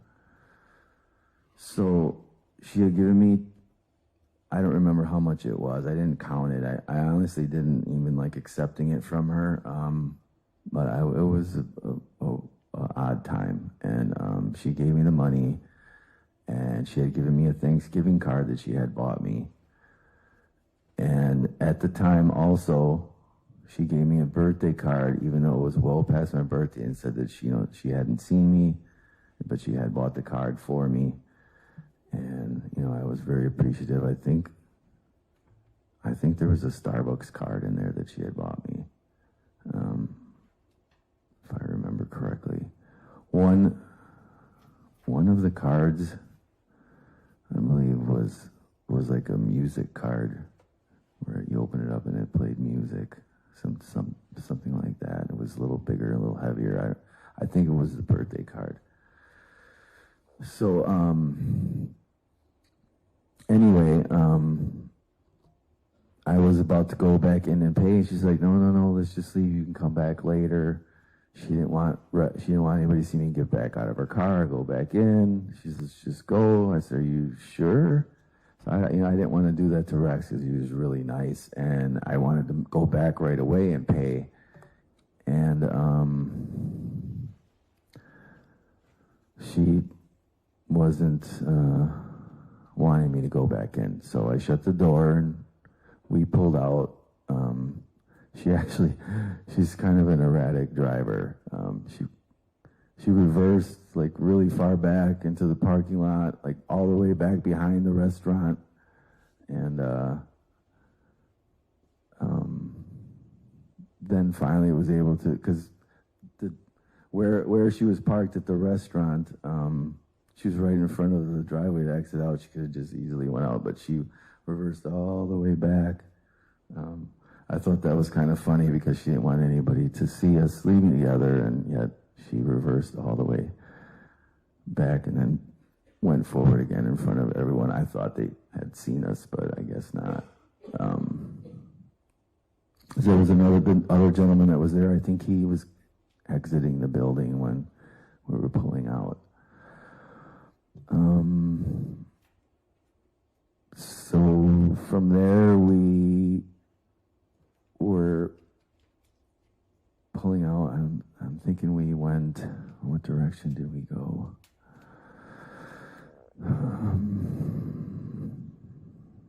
So we weren't really sure where we were going.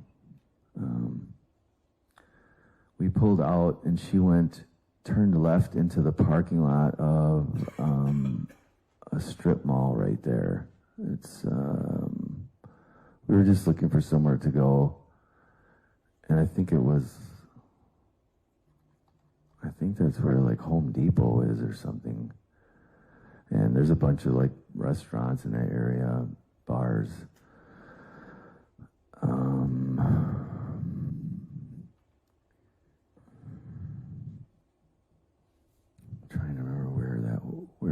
from there.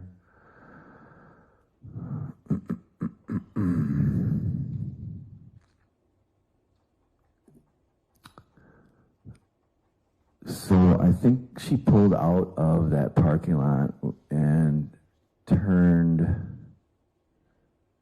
onto South 27th Street. So we were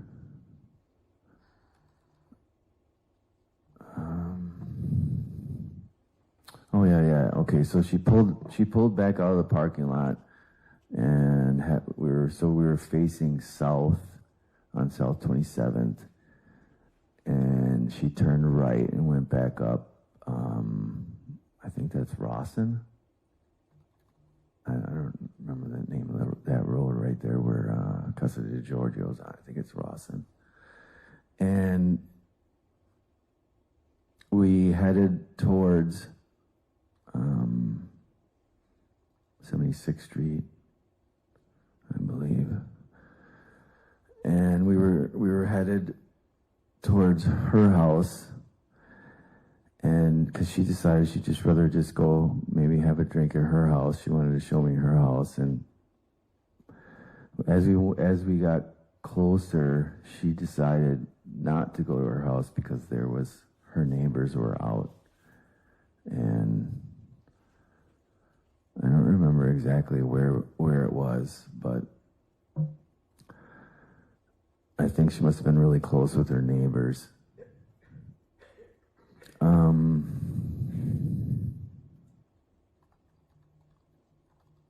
So from there, I had,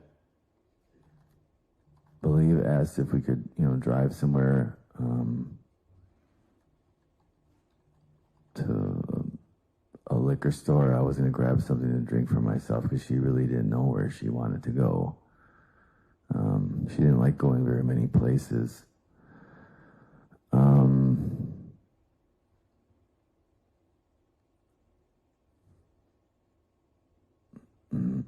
I believe we drove around for a little bit, and I'm not sure exactly how we ended up. We just were driving, talking, and we ended up pretty far away from there. I think we went back towards like 27th Street and ended up on somewhere on the south side. And it was just like a little liquor store, I don't know, deli-looking type place. I don't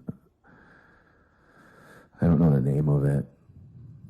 But we were just driving around, just talking. She was fine with that. She really didn't like to go too many places. As far as I know, the only places she went was the one that I originally met her at. I don't know the name of that. And then Casa de Giorgio, she didn't really venture out too many places. So I stopped we pulled up at the liquor store. It wasn't really a liquor store, like I said, it was just a store, like a local neighborhood store. There were plenty of people outside. She pulled up on the side of the building, pretty far away from the door. And there was people walking all around. I got out of the passenger seat and went in, and actually she thought I was just going to leave for some reason. She had constantly mentioned, you're not going to just leave, are you? I said, no. Why would I leave? I don't know. I think she was worried about because she had given me money that I was just interested in the money she gave me, and that I was going to leave. And it was very odd. So anyway, I went in the store and I got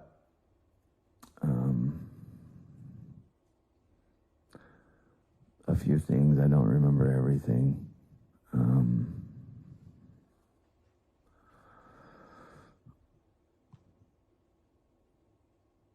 And I don't know, I was in there maybe 10 minutes.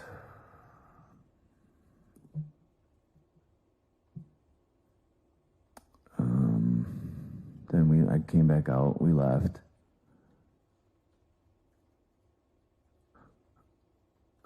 I don't remember where we went from there. Okay. Yeah. No, we went to I actually asked her if she could drive to a vape shop that I knew was there on South 27th, somewhere near. Trying to think where that was.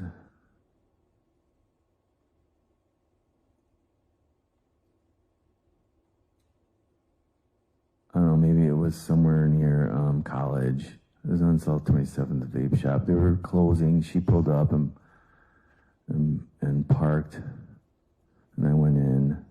The guy was just closing. She was out in the car by herself.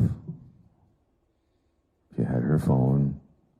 There was 2 sets of keys to her car. She was telling me about her car, so that's how I know that I think her son got it for her.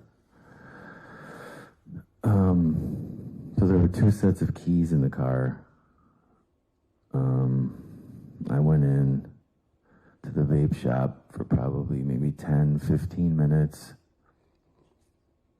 Looked around. And the guy was kind of in a rush to close, so I just kind of left. And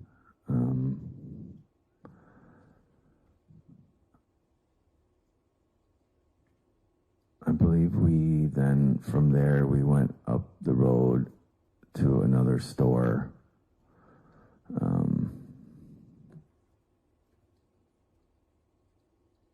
Also on South 27th Street. I don't remember the name of it. It was more closer to Ryan Road.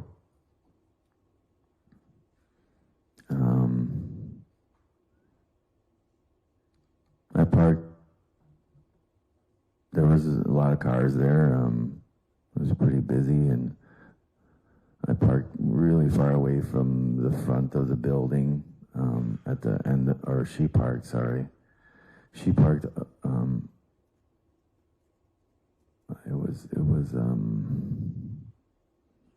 It was a good distance from the door. And then I walked in and I got some items. I don't even remember what.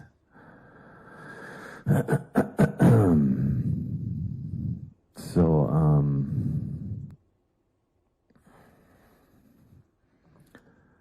I don't know, I wasn't in there very long. I think I got some scratch-off lottery tickets or something. And Your Honor, I'm going to object to the relevance of all of this.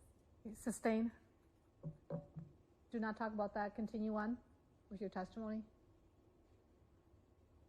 Okay. From there, we left. I don't remember where we went from there, but I know sometime during that time we pulled over and I drove. She didn't want to drive any longer. She was tired and she has a difficult time maneuvering around. Oh, I also wanted to state that she was not using a walker at that time at all. She moved around quite easily and didn't have a problem. She did have an issue with arthritis and pain.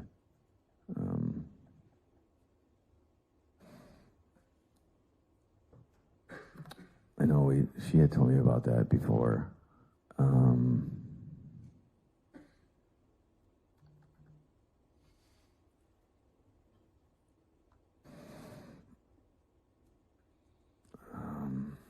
So I think I had taken over driving for a while.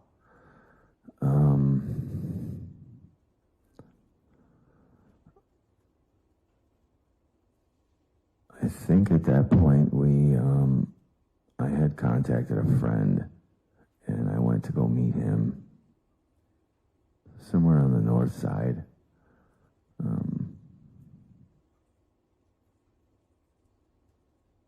I don't remember exactly where it was. So I got out,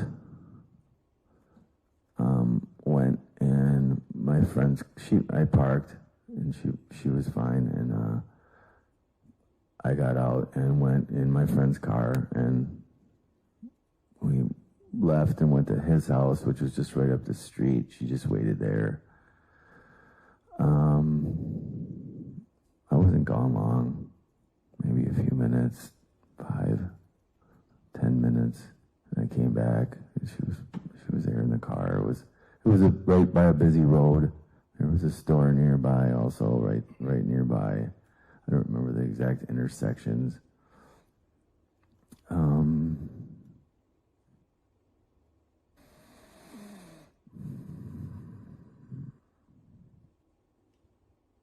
I think before I got back into the car, I sat and talked to my friend outside of the car for a while. We were a good distance away from Betty's car. And then I got in and we left. And I don't know, we drove around. I mean, we just drove around and talked. I was in, like I said, I was just in need of a friend to talk about. There was a lot of things going on with me at the time. So,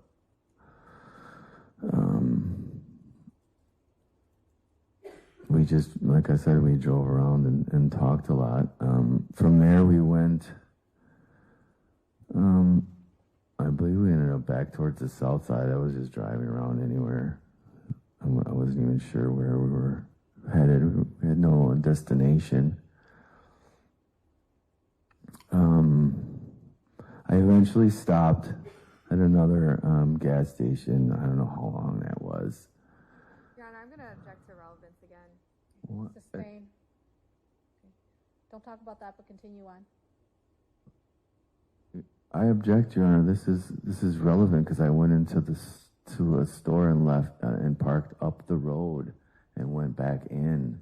I sustain the objection. Continue, though, with your testimony.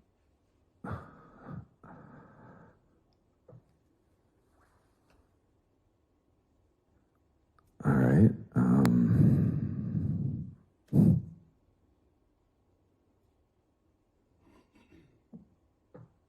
So after leaving this store that I was in, I walked back up the block. It was busy, so I had to walk about a half a block to where I parked. It was a really busy area and busy store for some reason. So anyways, I had to walk about half a block back to the car. And I got in, we left. And so I don't remember where we went exactly after that. Just bear with me, this is very hard to remember. It was quite a long time ago.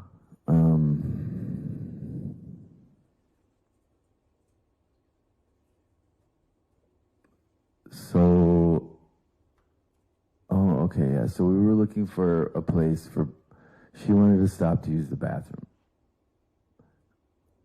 We tried, so in that area, a lot of the gas stations don't have bathrooms, or they're not open, or they're locked because of whatever reasons. Sometimes they just shut them and say, because they don't want problems. Some of them are broken. And she couldn't wait any longer, so she asked me to just pull up in an alley so she could pee. And I really didn't want to, because it wasn't a really bad area though where it was, but just wasn't comfortable with that. So she insisted because she said she couldn't wait. So I pulled up in the alley and she got out and peed, but I kind of stood by and guarded, I don't know. I didn't really get out of the car. I kind of did and just made sure that nobody was going, near her or anything. I just had to make sure that she was okay.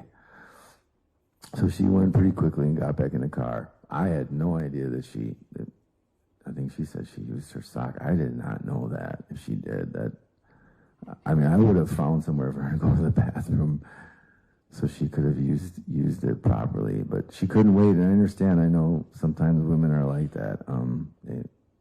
They can't wait, and I guess that's why I kind of understood that.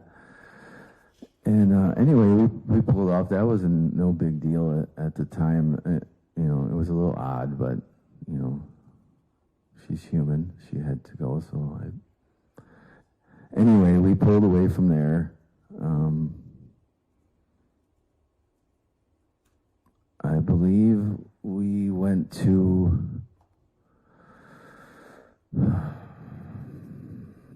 I think we stopped at another restaurant.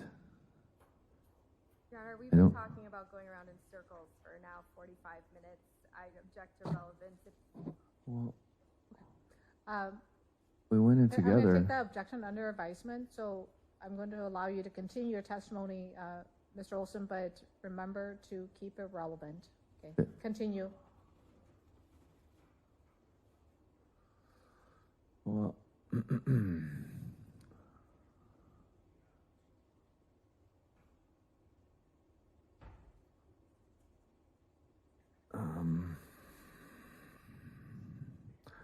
so I may continue with where we went. Is that fine? Okay. Continue All from right. there. All right. So I believe we went to Chili's after this, and that's also right near, or maybe it was Applebee's.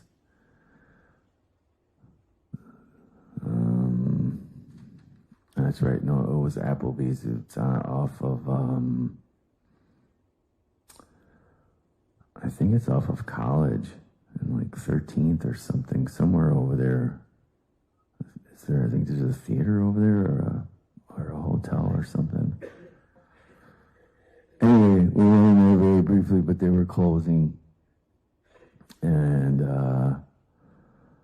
I don't know, I think I had one drink. I don't think she had anything. She was wanting to get something to eat.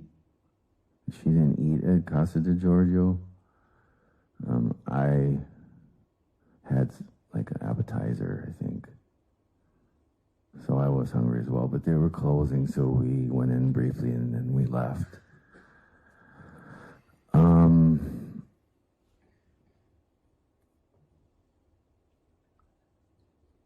From there, I don't remember where we went. I'm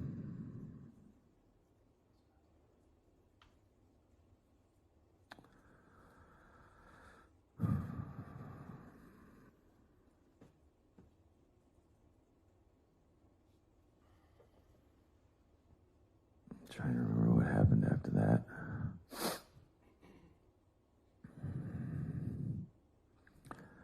So I think we drove up Rawson again towards 76th Street or Highway 100, one of those roads. And we turned and I got gas at I don't remember what kind of a gas station it was. But that was all on camera there. I think I got out and pumped, and there's a lot of people and police cars everywhere, people everywhere. Mr. Olson, some of those details are not relevant. Okay, so stick to what's relevant. Continue your testimony, please.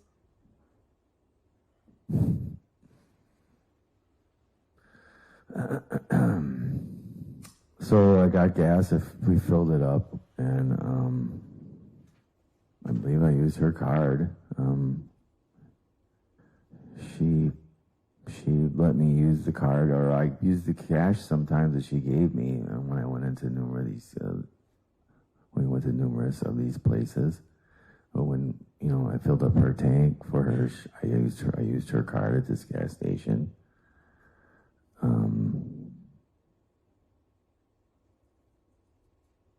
I believe after this, she asked if Objection. This is hearsay, Your Honor. Sustain. oh my God. The whole night would be hearsay then.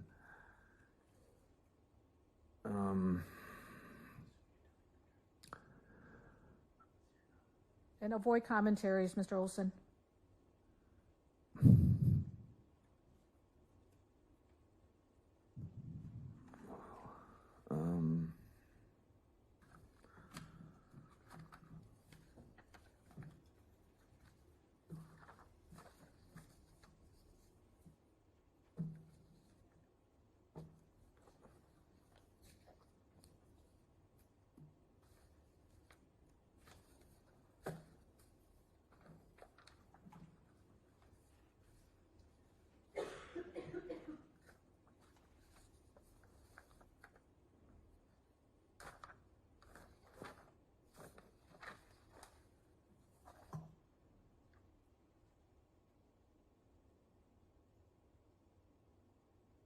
Was Exhibit 90 some of the places where Betty was this exhibit part Exhibit of this? 90? Yes. Map of Milwaukee, excuse me, map of Milwaukee area and chronological travel points. For Betty Handel's. Exhibit 90. Okay.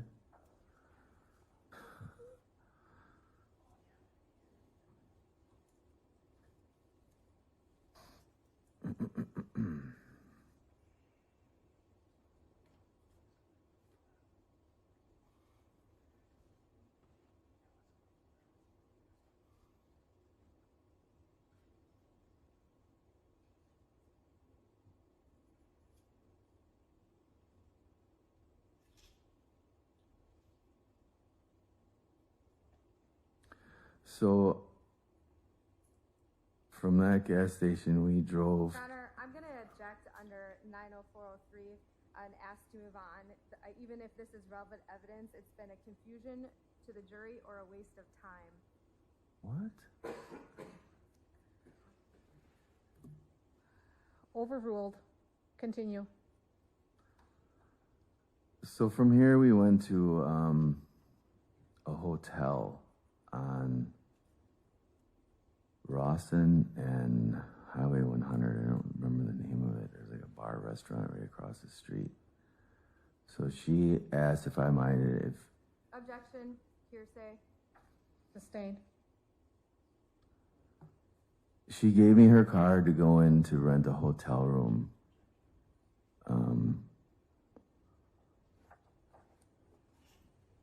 And when we got there, she changed her mind.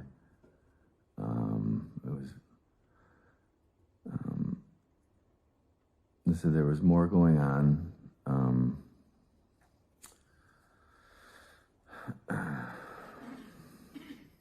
So, I don't know, we decided not to go there. And we left. I pulled off.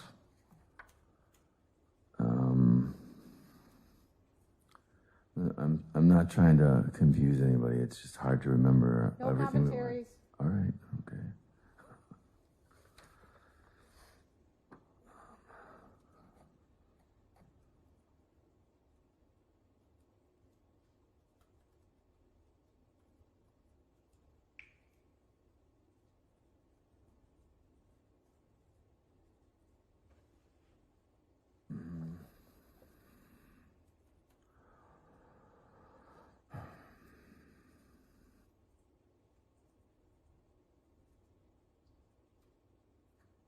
Are you done, Mr. Olson? No, I'm trying to remember exactly what happened after that. And commentary.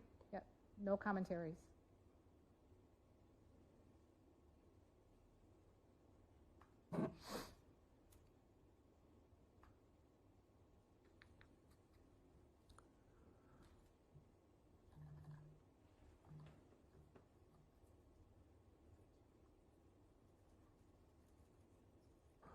So, after this, I believe we drove to, I'm trying to remember this, I believe we drove to the east side. I don't remember what time it was.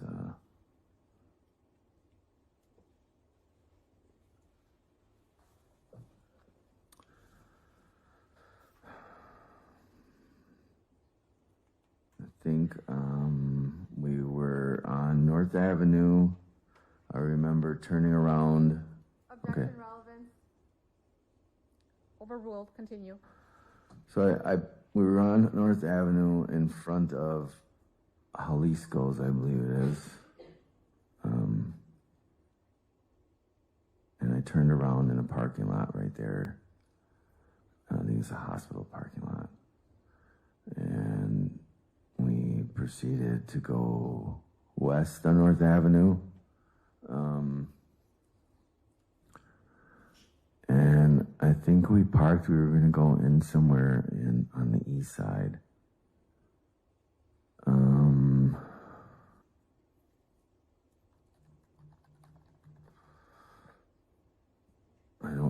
exactly where. I think I turned right on Oakland Avenue.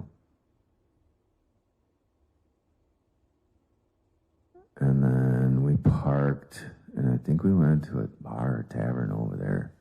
It's around the corner. I don't know the name. It's down another street, maybe right near there. We went in there briefly and had a drink.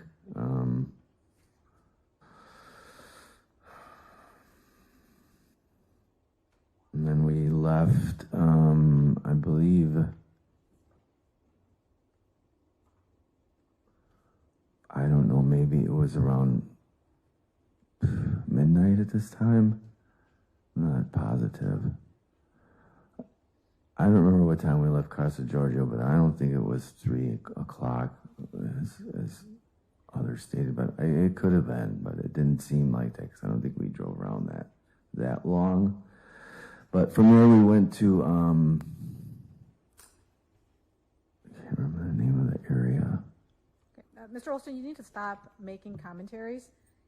If you have statements you're going to make as part of your testimony, make those statements, but do not make comments.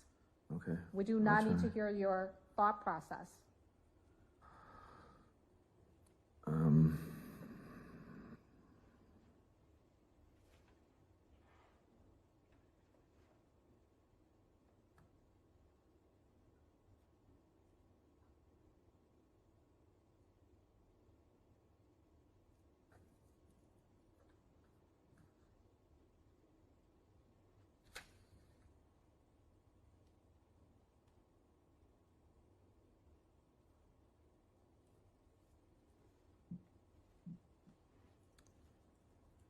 So we drove from there to another area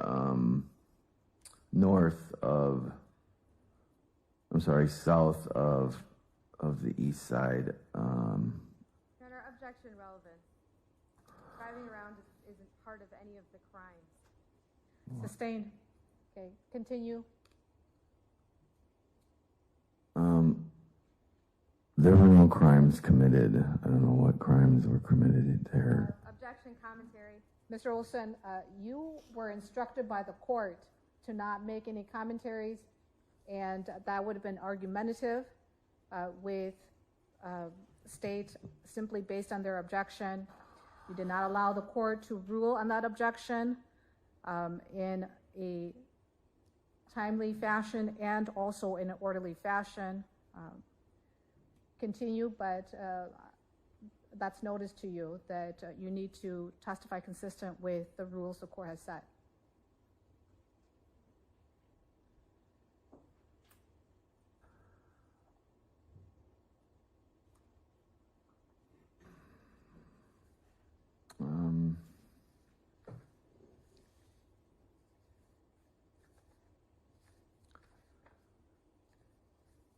Am I allowed, Your Honor, am I allowed to speak about where we went from there? Yeah. You can testify to what's relevant and follow the court's rules. Okay. I mean, to me, There's no commentary, and the court has made its decision.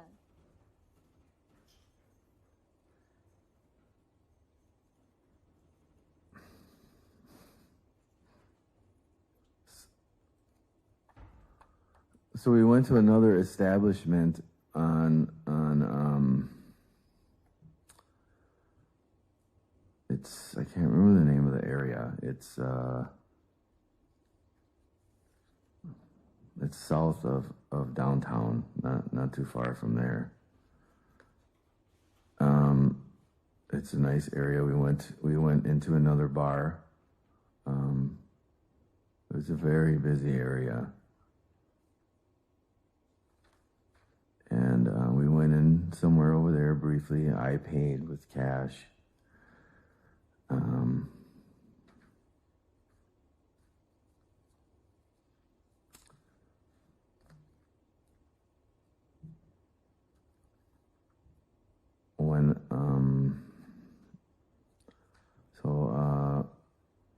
I don't know how long we stayed. We didn't stay very long. I think it was getting to the point of almost like most of the bars were closing. And Objection, relevance. Okay, sustained. okay.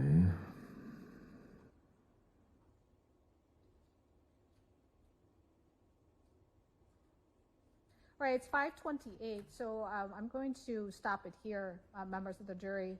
I remind everyone that this case has not concluded. Therefore, you may not talk about this case. You may not talk about your experience. I know that it is tempting when you go home tonight to talk to others, to share your experience, to share what you've heard, but you may not do so. It is improper for others who have not heard this case and do not sit there in the jury box with you to influence your view of the evidence and your judgment of the evidence.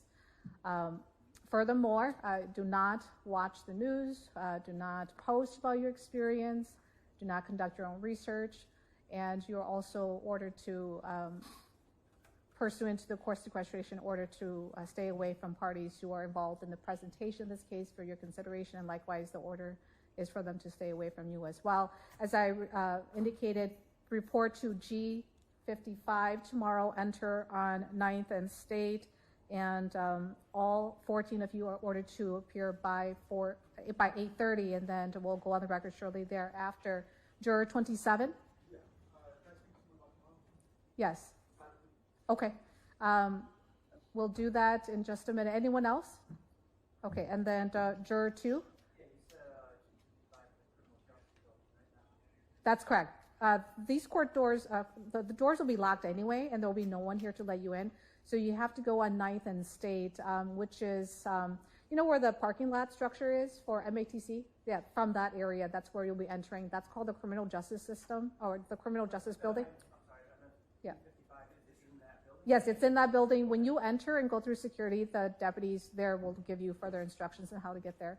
I candidly have never been to G55 either. So we'll all be looking for G55 tomorrow, but just plan for that accordingly. And then juror 7, did you have your hand up? Okay. Juror 12?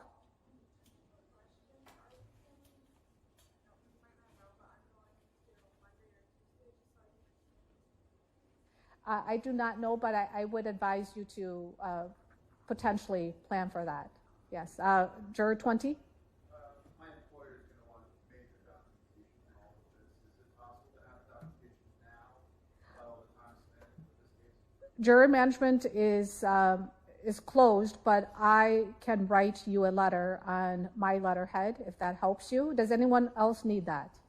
Now, that's not the same thing as jury management indicating so, because the clerk's office is responsible for that, and they have the ultimate ability and authority to manage jurors. But for what it's worth, I can write you a letter on my letterhead.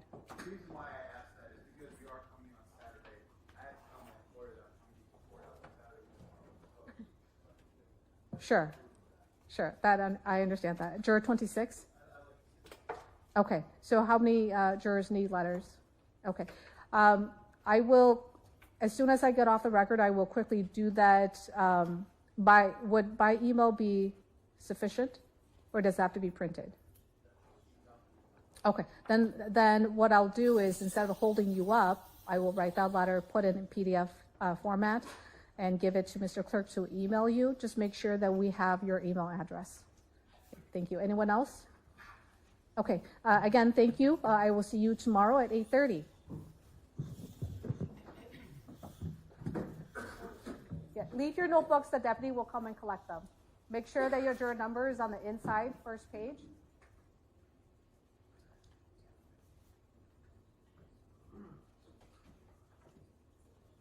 And then, yes, juror 27, just stick around.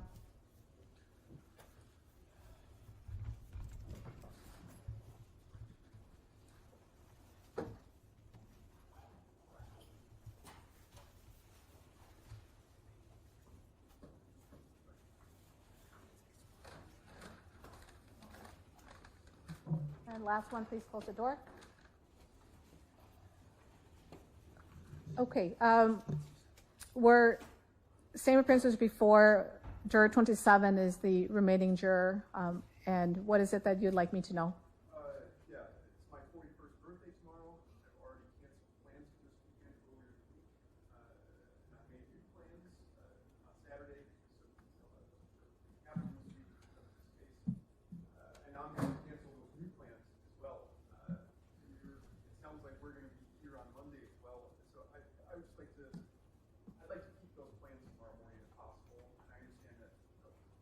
know what that means for you guys, but that's my piece. Okay. First of all, happy birthday. And secondly, I am truly apologetic for having to go beyond what I informed everyone about in terms of expectation for time.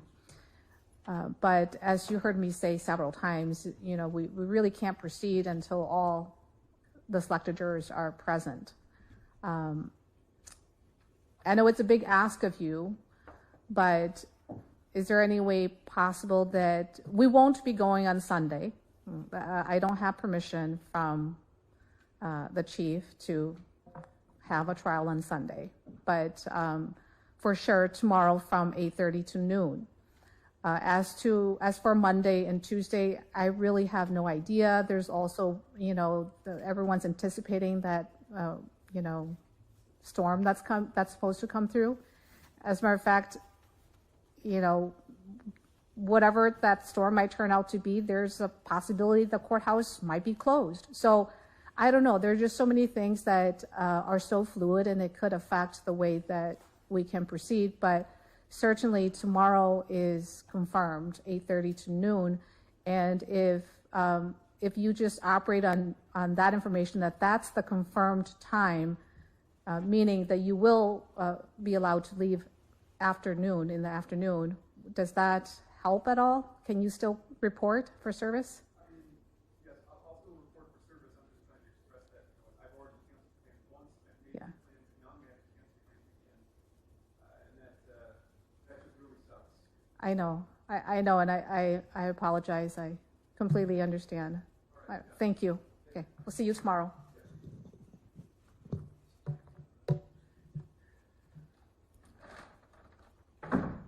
Okay, we're outside the presence of the jury.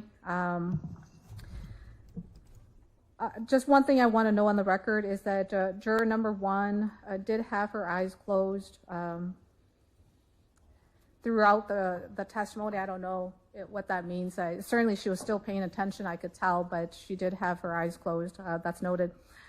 Okay, we're beyond the time that I'm allowed to go beyond. So, Mr. Olson, tomorrow morning we're going to continue with your testimony. And given how you did today, I'm telling you that I've already given you one warning, and tomorrow, if you fail to follow the court's rules relative to your testimony, I'm just simply going to end it. All right? You've incurred one infraction today already. Tomorrow, you do it again. You're just done with your testimony. We'll see how you do tomorrow. Even if you don't incur another infraction or violation, I think given the length of your testimony, it might be appropriate for the court to provide a little more guidance or direction during your testimony so that you're not all over the place and that you're not interjecting so many commentaries into your testimony. As I explained, we don't need to know your thought process, okay? And the commentaries that you've made are not relevant and they're not appropriate. Okay, that's the court's, May I say no, something? that's the court's order relative to what you can and cannot do. Okay. If you didn't understand it before, and then I'm putting you on notice that a single infraction tomorrow will result in your forfeiture to continue to testify. We're way over the time I'm allowed, so thank you, everyone. I'll see you tomorrow, 8:30 G55. Your Honor, really quick, may I say something? No, you cannot. We're done. We're off the record. It's 5:37. I gotta get all my. Okay, I have to write. I just thought of that when John? I saw him walk out the door. John, There's John, can I speak to you really quick over here before she drags her in here? All we can get is Okay. all we get is their address. They don't have their phone numbers. I guess the question is, does it make a difference between now and 8:30, right? Well, he said he works tomorrow. Oh, is that? Yeah, that's why. Maybe I was like, are they back? Oh, yeah, in the could you jury try to room? catch him? I'm gonna go type that letter right now. Or maybe they're still in the jury room.